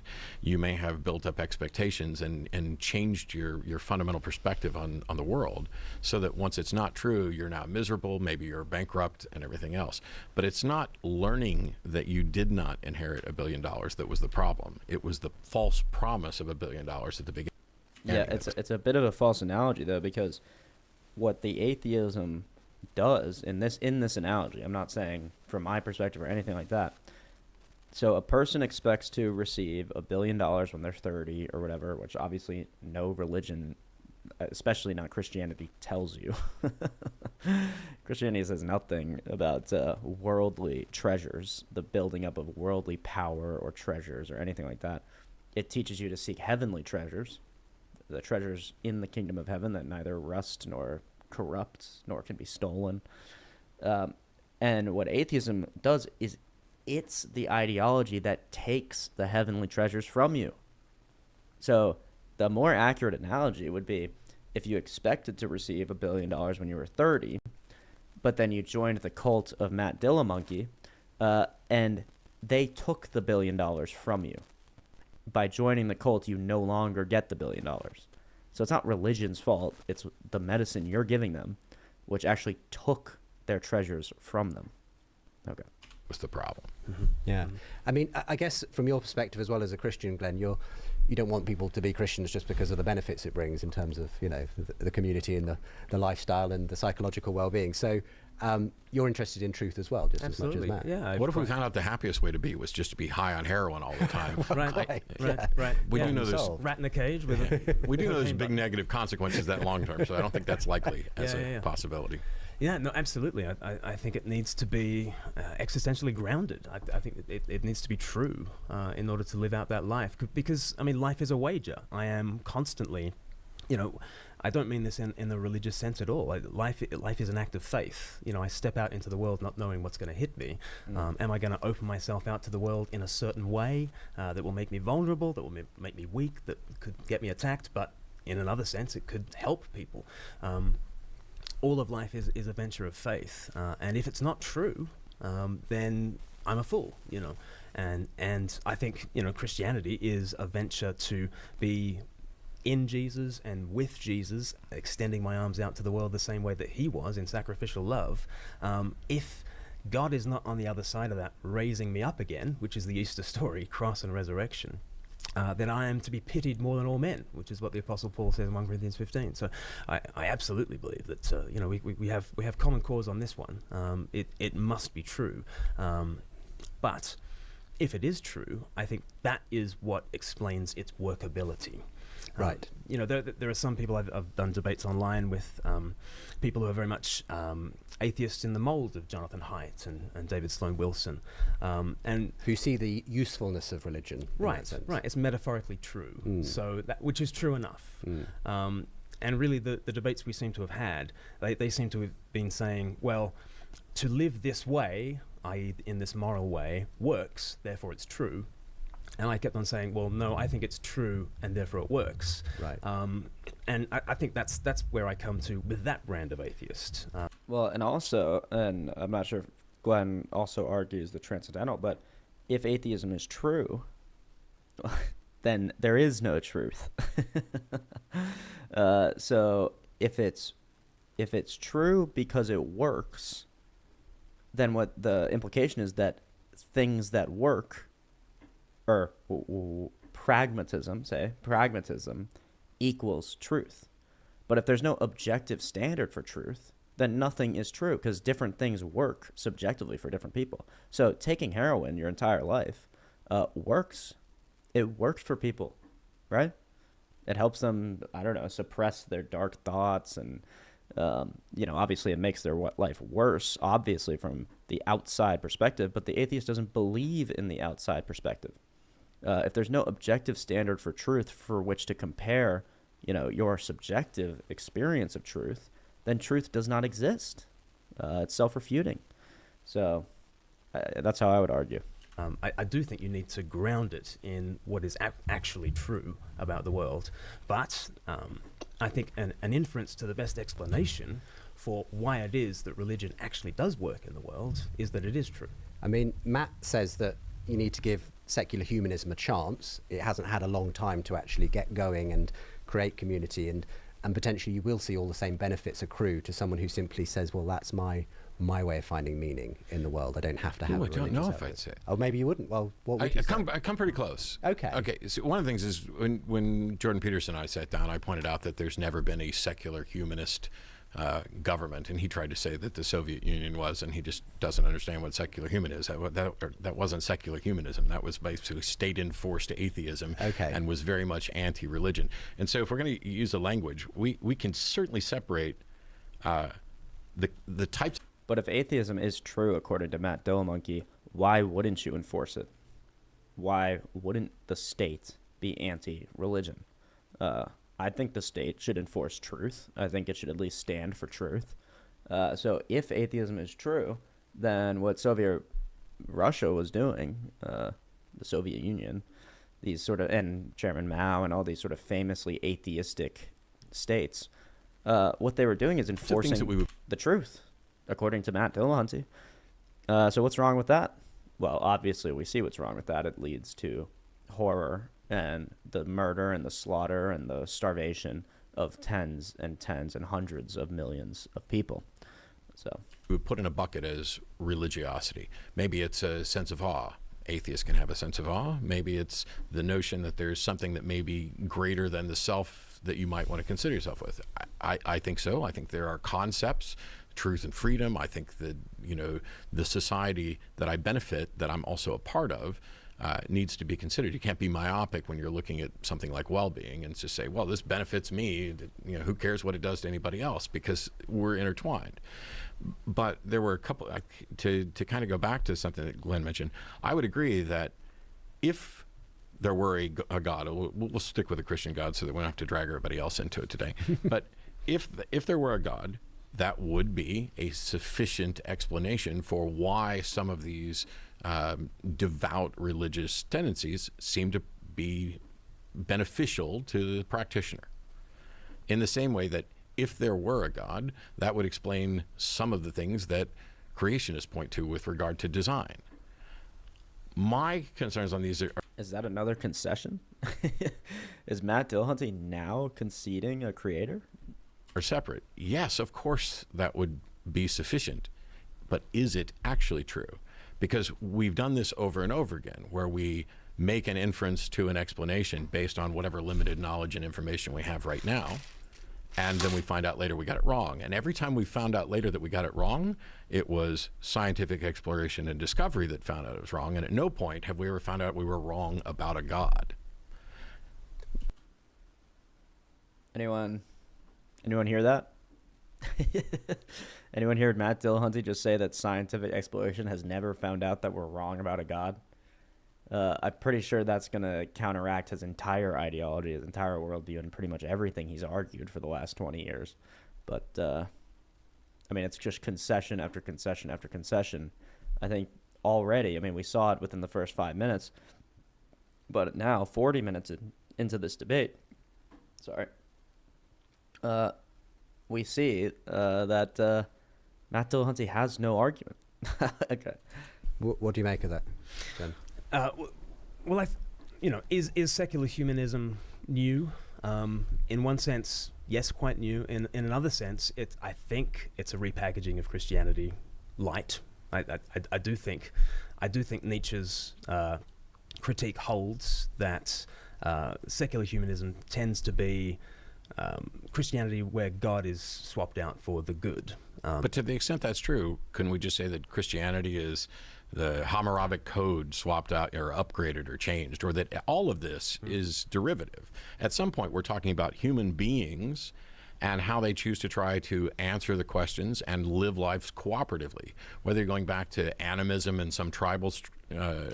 No, because if the claims of Christianity are true and there is a God who writes his law on our hearts, then the Hammurabic code and animism and all these things are still a repackaging of Christianity. It flows out from the true God who actually exists, who created the universe and created us and wrote his law in our hearts. So there's no sense in which Christianity is a repackaging of animism. It's that animism was, or the Hammurabic code and all that stuff, was an attempt to reach Christianity that fell short. That would be the way that the Christian sees it. So that would be a straw man. Like, no Christian believes that Christianity or Judaism or anything were created by the Hammurabic code. The argument that Glenn's offering is that secular humanism relies on the tenets of Christianity, which is pre-existent. It just takes Christianity and swaps out God, right? Struggle. Then this becomes a more codified sort of language, and when people aren't paying attention to it and the village elder is no longer a sufficient authority, we appeal to one outside of there. I mean, this would also be a sufficient explanation for the history of religion. So to say that secular humanism is a newly packaged, light, modified version of Christianity really isn't relevant if Christianity is a modified version of other things that all tie back to the human being. Which is a big... But good thing it's not. big if, and I don't think it is at all.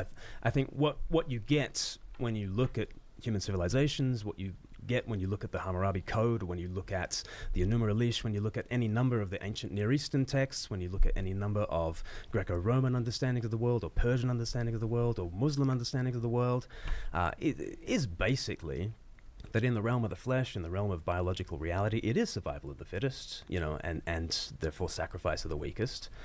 And I think what you get absolutely uniquely in Christianity is the reverse of that. You have in Christ the fittest who is sacrificed for the survival of the weakest. And what you get birthed out of the Christian movement is a unique preference for the poor, the marginalized, the weak, the outsider, to draw them in, such that obviously in every society there's tit for tat, there's let's cooperate and let's do all that kind of stuff. But who is we in that sentence? Let us cooperate. Well, who's the us? You know, it could be just you and me and not Justin, or it could be just me and Justin and not you, right?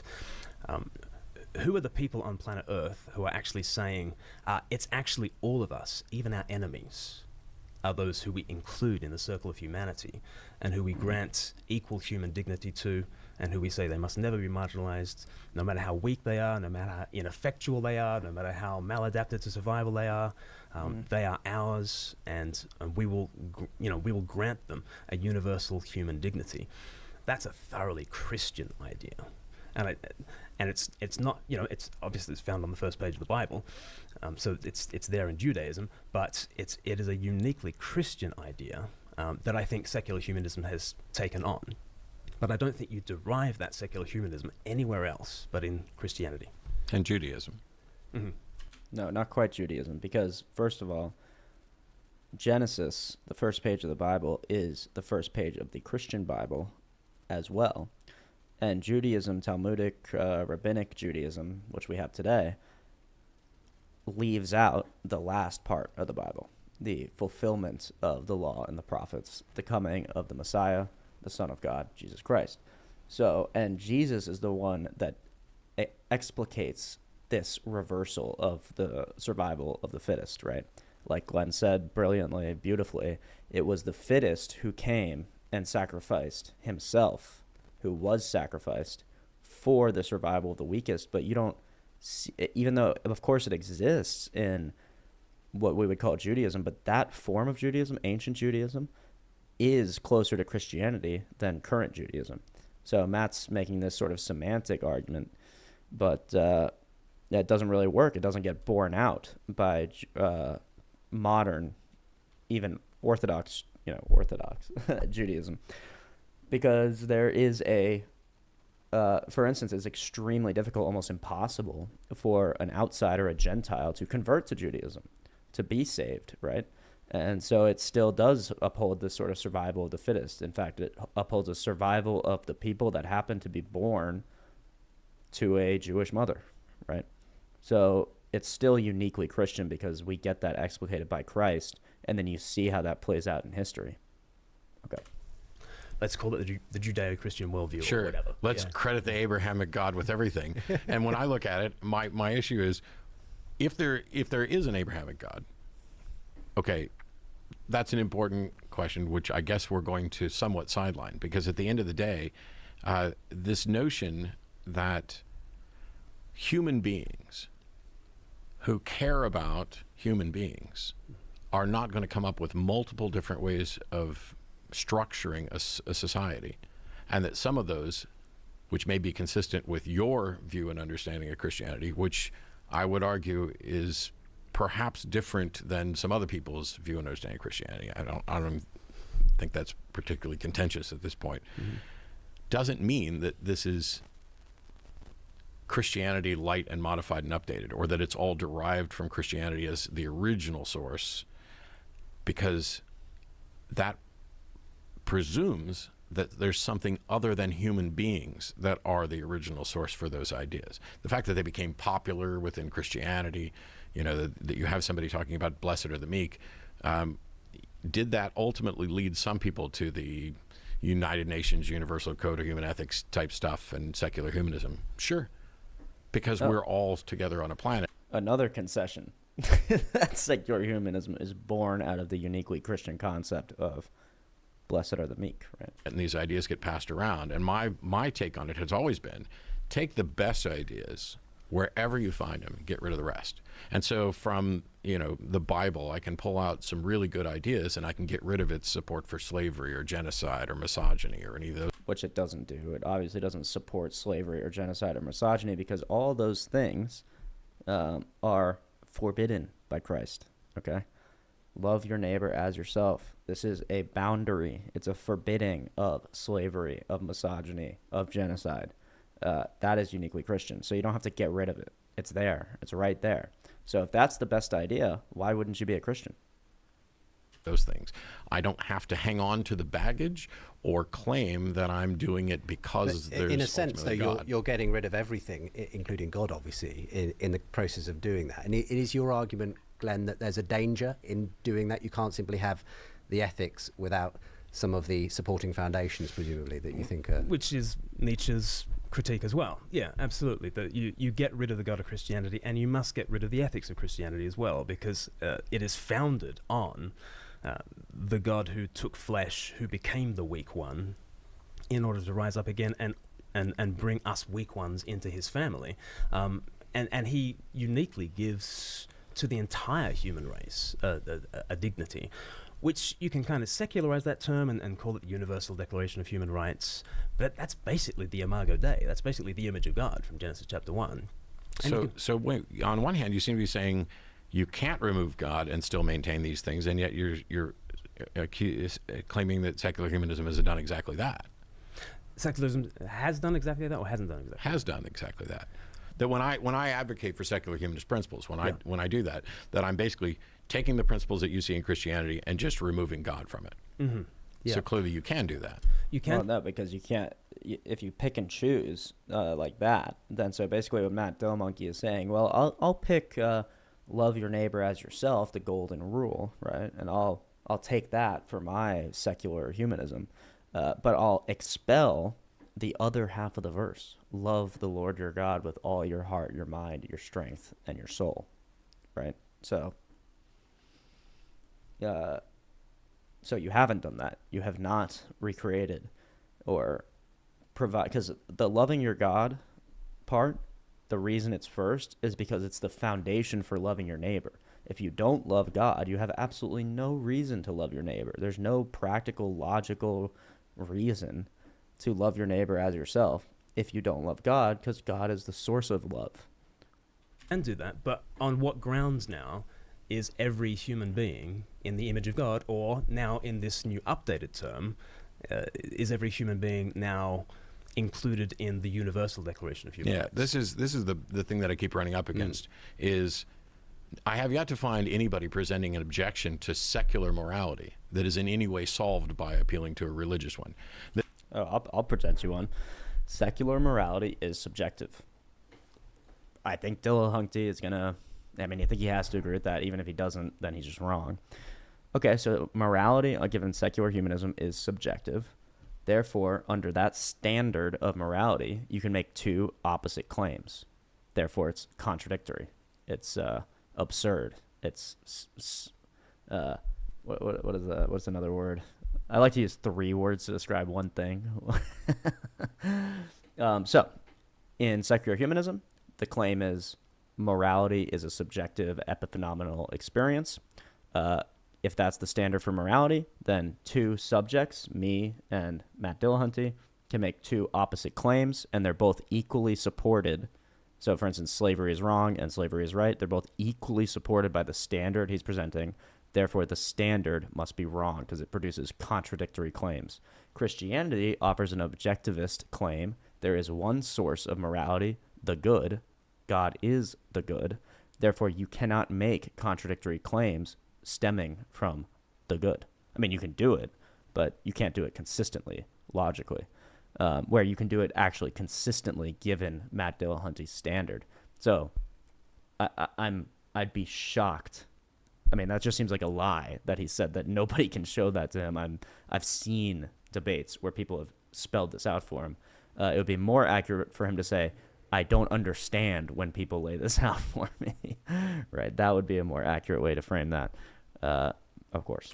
The big thing that you get to is, well, what's the foundational source and why should I care about it? This is where when Sam writes Moral Landscape and people are like, well, you haven't fully explained well-being. Of course, we haven't. This is the process where we're continuing to discover things. Well, why should anybody care about well-being is the big question that Sam always gets asked. Yeah. And that this question also applies to why should anybody care about what a God says? And this is because God is the good. So, of course, if you care about the good at all, if you claim to care about the good, then of course you claim to care about what is the good. Well, God is the good. So in our paradigm, it actually makes perfect sense to have a consistent moral structure. In the paradigm he's talking about, people pose this question to Sam Harris, and I'm sure to him, what is your grounding for the good? And he says, I can't answer that. Okay, but Christians can. So why would we accept your unanswered version of morality when we have an answered one, an answerable one at least, one that is logically consistent all the way throughout the paradigm. One of the things where, whether or not there's a God, I don't necessarily see any evidence when I look at Christianity in particular, at least the way I understood it when I was a Christian, that there's a God who has human interests at heart. It's humans who have human interests at heart. So not only would secular humanism stand with regard to... Wait, so Matt was a Christian who believed, or his understanding of his Christianity was that God does not have the human interest at heart? How could that possibly qualify you as a Christian when the central claim of Christianity is that God condescended, came down into the appearance of sinful flesh and was sacrificed for the good of humanity? How could you possibly go to church or be a Christian or read the Bible and misunderstand that God, the story of humanity, is God's love for humanity? I'm not sure how he could have missed that unless he was being sort of willfully dishonest about the story itself, or just not reading it or not listening to it. I'm not sure how he comes to that. Occam's razor, but the thing that we're appealing to is the very thing that we're seeking to do, which is we care about us. Why do we care about us? We care about us because we're us. Now, when you add in the God of Christianity, you get the notion that no, God's got a plan. You are a part of that plan. And okay, he loves you and he's making a place to either torture you or rescue you too. And he can serve as a foundation that we can point to so that we don't have to point to ourselves. But nowhere in there is there any sort of guarantee that there either is a God, or B, that God has the actual best interests of humans at heart. It's just an appeal that God understands these things better than we do. And so when it seems like God doesn't have the best interests of humans at heart, that's just our failure to understand it, which is really fallacious reasoning. Except that... What? Again, I don't have to say the same point I just made, but obviously God has the interest of humans at heart. He created them. So if he wasn't interested in humans, why would he create them? So Matt is trying to do an internal critique, but it's just not an internal critique. It's a straw man of the Christian position, and it ignores the entire gospel and all of Genesis and the entire story of the Bible, the entire story of human life, human culture and development and societies. I don't understand where he's getting this from. Christianity is about God the human. I mean, foundationally, Christianity is Christ. It's foundationally, God the Son has become God our brother. We've just celebrated Christmas. It's the time at which the Word became flesh, which is just a stunning religious idea that is found nowhere else. Disgusting to my Muslim friends. You know, it's disgusting to the Greco-Roman mind. And yet, the Christian claim uniquely is that God took flesh and even became a single cell in Mary's womb. Became the weak and despised thing for the sake of all weak and despised things. And I think from there you get the principle that humanity in and of itself has a dignity because God has so dignified it. Otherwise, it's us elevating humanity to a certain, position. Why should we elevate humanity to a certain position? Why should there be such a thing as human exceptionalism? Why shouldn't there be? Is that just a power play, right? I mean, I don't... Well, you can't answer what's the grounding for human dignity by saying, well, why isn't there? That's not really an answer to the question at all. I also want to point out, Glenn said something really interesting that I've been thinking a lot about recently, is that God, the Son, the second person of the Trinity, became a single cell in the womb of the Virgin Mary. This is why no Christian can reasonably, righteously defend the sin of abortion, because Jesus Christ showed us what it means to be a human. And he didn't just appear on the earth having not gone through gestation and the normal process of a pregnancy. Jesus Christ was fully God and fully man as a single cell from the moment of conception. So that's really that. There's other reasons and other places in the Bible. I'm not just asking that that we can go to see why abortion is wrong, is morally wrong. But to me, this is one of the most powerful things, is that Jesus Christ is God and he was man, or he has a fully human nature and a fully divine nature, and he was a single cell. he was a fetus at every stage of development. So the dignity of man is translated to every stage of human development, starting at conception, right? And then people say that I saw some abolitionist video where a guy's like, well, if I, ejaculated my hand and I look at all the sperm, it's so disgusting. I can't believe he said this, but are those human lives? And it's like, well, no, because Jesus wasn't one of those. I mean, this is, I don't even want to say utter the sentence, but that's missing the point. Jesus became a man, became a human at conception in the womb of the Virgin Mary, right? Okay. Like, Yep. Do Do you have an answer? Like, what do you think about human exceptionalism? I don't really see any reason why it shouldn't be. Well, of course we're going to be concerned about our own well-being. Mm-hmm. When you talk about, is that moral though, or is that just a power play? So this is the thing when we talk about what is moral. So quite often they'll say, well, the thing you're describing, that's all well and good, but it's not morality. Fine, then I don't care about morality. You need to tell me what. And then the mask flies all the way off, and a holy gust of wind comes and blows the mask right off. And I know he's being tongue-in-cheek, he's being facetious, he's doing whatever, but he says, I don't care about morality. And we'll let him explain it and see if it makes any sense why he says that. But that is the mask of the atheist falling to the floor. What you're going to, because if the only thing you're going to count is morality, is some sort of, divine command or a supernatural being that serves as a grounding for whatever you want to do. No, the thing I'm going to count as morality is adherence to the good which actually exists, the good which is God himself. So adherence to the good is morality. We don't have to appeal to, his straw mans of what Christians believe morality to be. I'll tell you what a Christian believes morality to be. It's the good.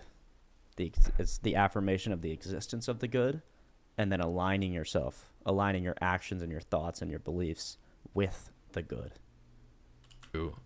That's not what I think anybody's ever really cared about for morality. When we talk about morals, when we talk about this, we're evaluating the consequences of our actions with respect to some goal, and does it ultimately increase, decrease, or have no effect on our well-being?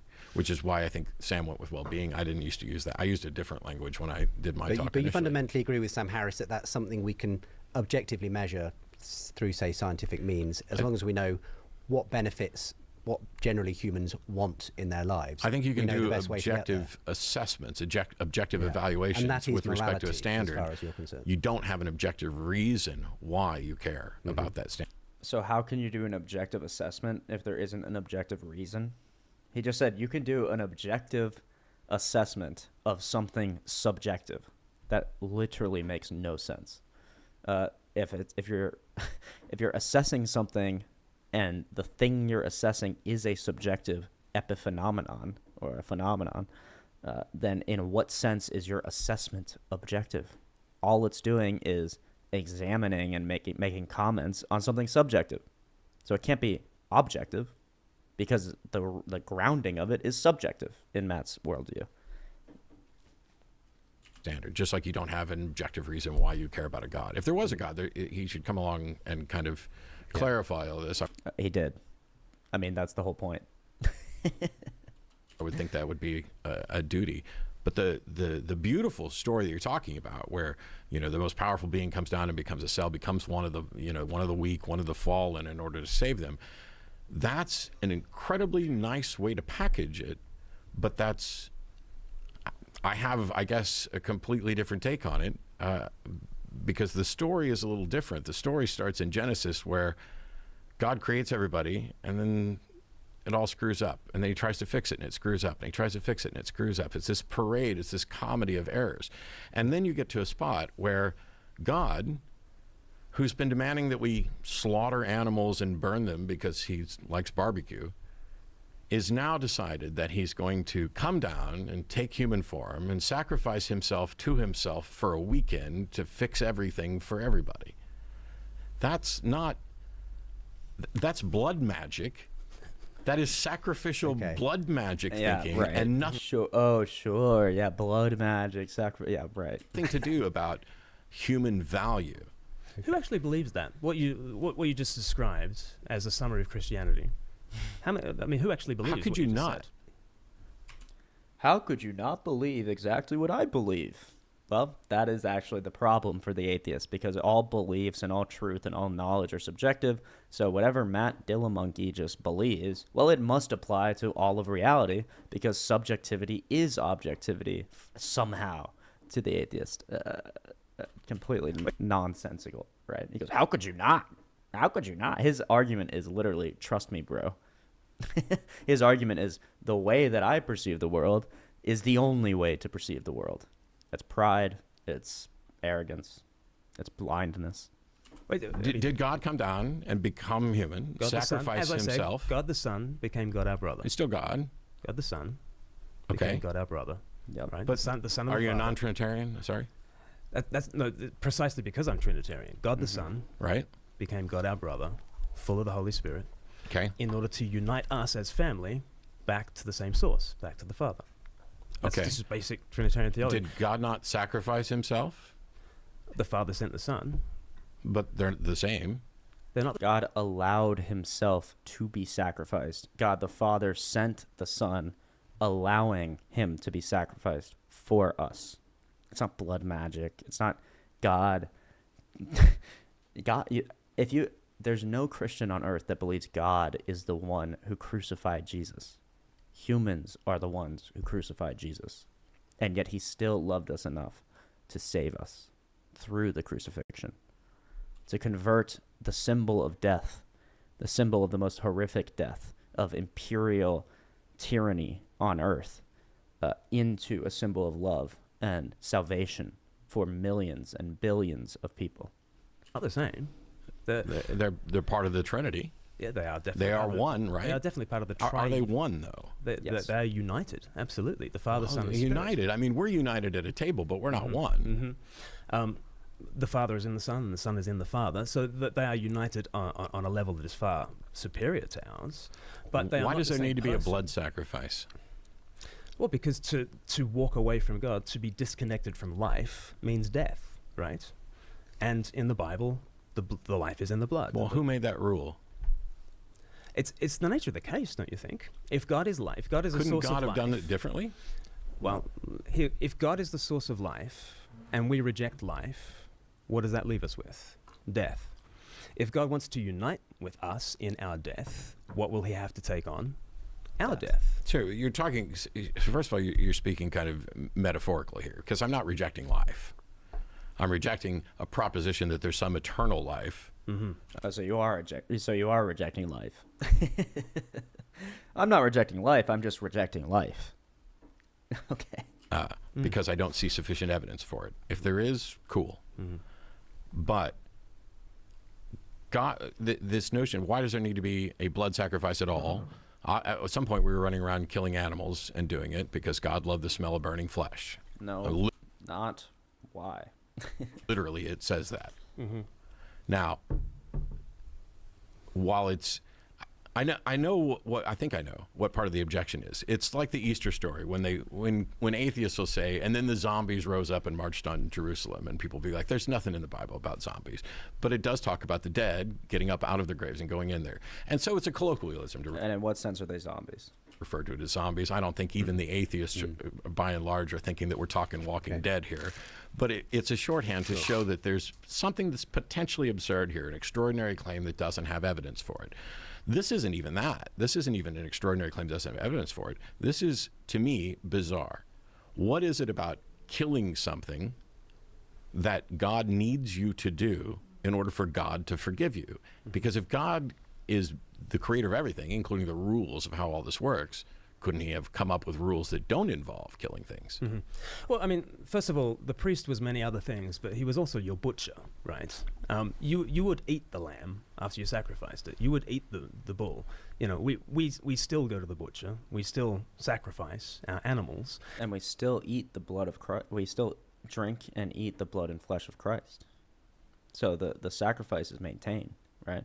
But now, because God's mercy and his glory and his grace are so great, we don't have to kill anything. We kill nothing. He turned death into life. right? And in that sacrifice, even today, in a very secular sense, the death of that animal means our life. In that very literal sense, okay, that animal dies so that we might live. And it's just that in the Old Testament, it was also teaching a spiritual dimension. On top of the barbecues that we all love. You're from Texas, I'm from Australia, we love barbecues, okay? The vegans are going to hate us. It was a great conversation with Cosmic Spec. Hey, Olivia, Ben, I'm well. How are you doing today? Welcome to the stream. Stick around, ask some questions, join the Discord if you'd like. I'll drop the link. Skeptic, by the way. On top of that butchery, there was also a spiritual lesson being taught, and the spiritual lesson being taught was not that the blood of this bull is paying for your sin, but that there is a Messiah who is coming who will pay for your sins. Because no, the blood of goats and bulls cannot pay for sin, but God can take responsibility for his handiwork, and God did take responsibility for his handiwork, and it was his death. Olivia, let me ask you a question. Are you a Christian? Are you spiritual? Are you an atheist? Are you an agnostic? Where do you lie on the spectrum? That's the topic of this channel. That's the point of this stream, is to proclaim the reality, the truth, the way, and the life, and to examine people's beliefs about God and talk about them. So if you want to stick around and you can just listen and watch, I'm breaking down this sort of debate that the Christian Glenn Scrivener and the atheist Matt Dillahunty are having. But I'm more interested in your perspective. So if you're interested in sharing anything about that, please feel free. That actually paid for sin. That's the story. I mean, I want to move us on from what is a very Sure. interesting theological debate at this point. We may move us back a bit to the central thesis of this Sure. whole thing. I mean, we've been asking, can atheism deliver a better world? Talking about this in the context of morality, Matt. First of all, from the outset, what do you say just to that question? We haven't even asked that yet. Can atheism deliver a better world? What's your sort of... I have no idea. I've never suggested that atheism or even secular humanism guarantees a better world. First of all, we're always dealing with human beings. And so you can come up with whatever rule. What am I talking about? I'm talking about God. I'm talking about Jesus Christ. I'm talking about religion. At this specific moment, I'm talking about, and I'm examining whether atheism can possibly be good for a society. Can it deliver a better world, as the title of this debate is? My answer is absolutely not. In fact, atheism delivers a worse world, both a worse internal world and a worse external world. So I'd be very interested to hear what your perspective on that is. Do you believe it's possible for atheism or secular humanism, as atheists try to rebrand morality into, whether that's possible, whether that actually leads to anything good? I would say no. Rule system you want, and it's like I got And the stream is going well. I got a thing wrong on the show the other day. Somebody was talking about natural family planning, and I confused it with the rhythm method, and I kind of mocked it. There's nothing wrong with natural family planning other than you have to actually follow it diligently, and it will result in you having sex less often.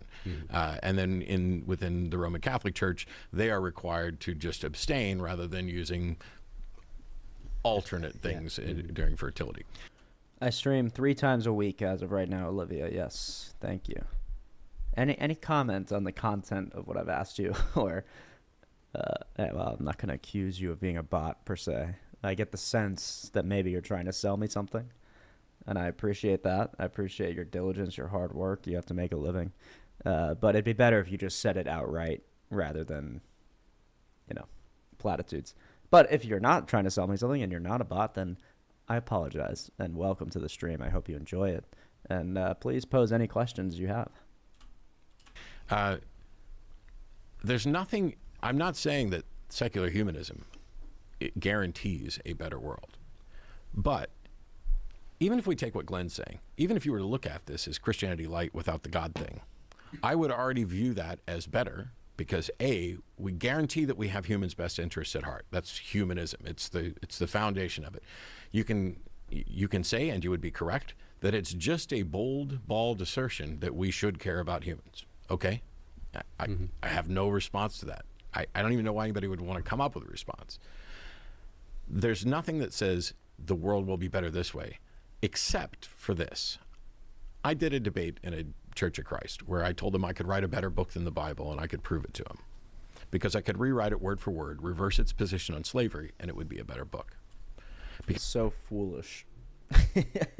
I've had this debate with another person on my stream that, I could write a better book than the Bible because I would just take one passage or 10 passages about slavery and I would remove them and boom, better book. Okay. How would you write a book over the course of thousands of years as Matt Dillahunty and either add or remove anything? The Bible is a book that's written by different people in different genres over the course of thousands of years. So you say you could write this magical book and you would remove certain things and add other certain things in. This is forgetting the point that they don't even have a grounding for morality. But how practically, Matt, would you actually write a book like that? I'm curious. I'd love to hear an answer to that. Because for the people who are looking at this, not so much as metaphorical lessons or like that, if they're looking at this as an instruction book for life, that book advocates slavery. That's not even a question. If you were to say, thou shalt not own a human being as property, that would be better than saying you can and that you can pass them on. And so this was the example I used for the people who are kind of like Bible worshipers, not the people who go in looking for, hey, there's an interesting message here, or they're going to tell me something about my life, but no, this is literally word for word, blah, you know.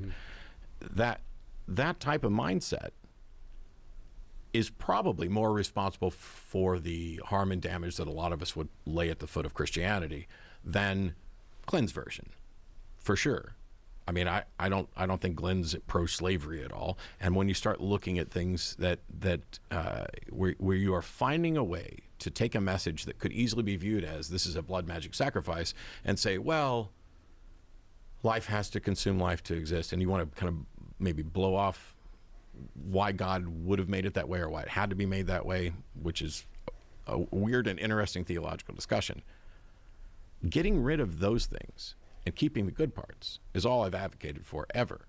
And secular humanism, to me, is taking the good parts, whether they're found in Christianity, Judaism, Scientology. And who's deciding on, in a sense, and the good is simply defined by what you regard as the measure of human well-being, and anything that basically points us in. Okay, unfortunately, I have to go now. Thank you, everybody. It's been a nice and informative stream, and we will get back to this topic on Friday, streaming every Monday, Wednesday, Friday, 12 p.m. to question mark. But right now, unfortunately, I do have to go. It's been fun. It's been great. God bless you all. I hope you have a beautiful day.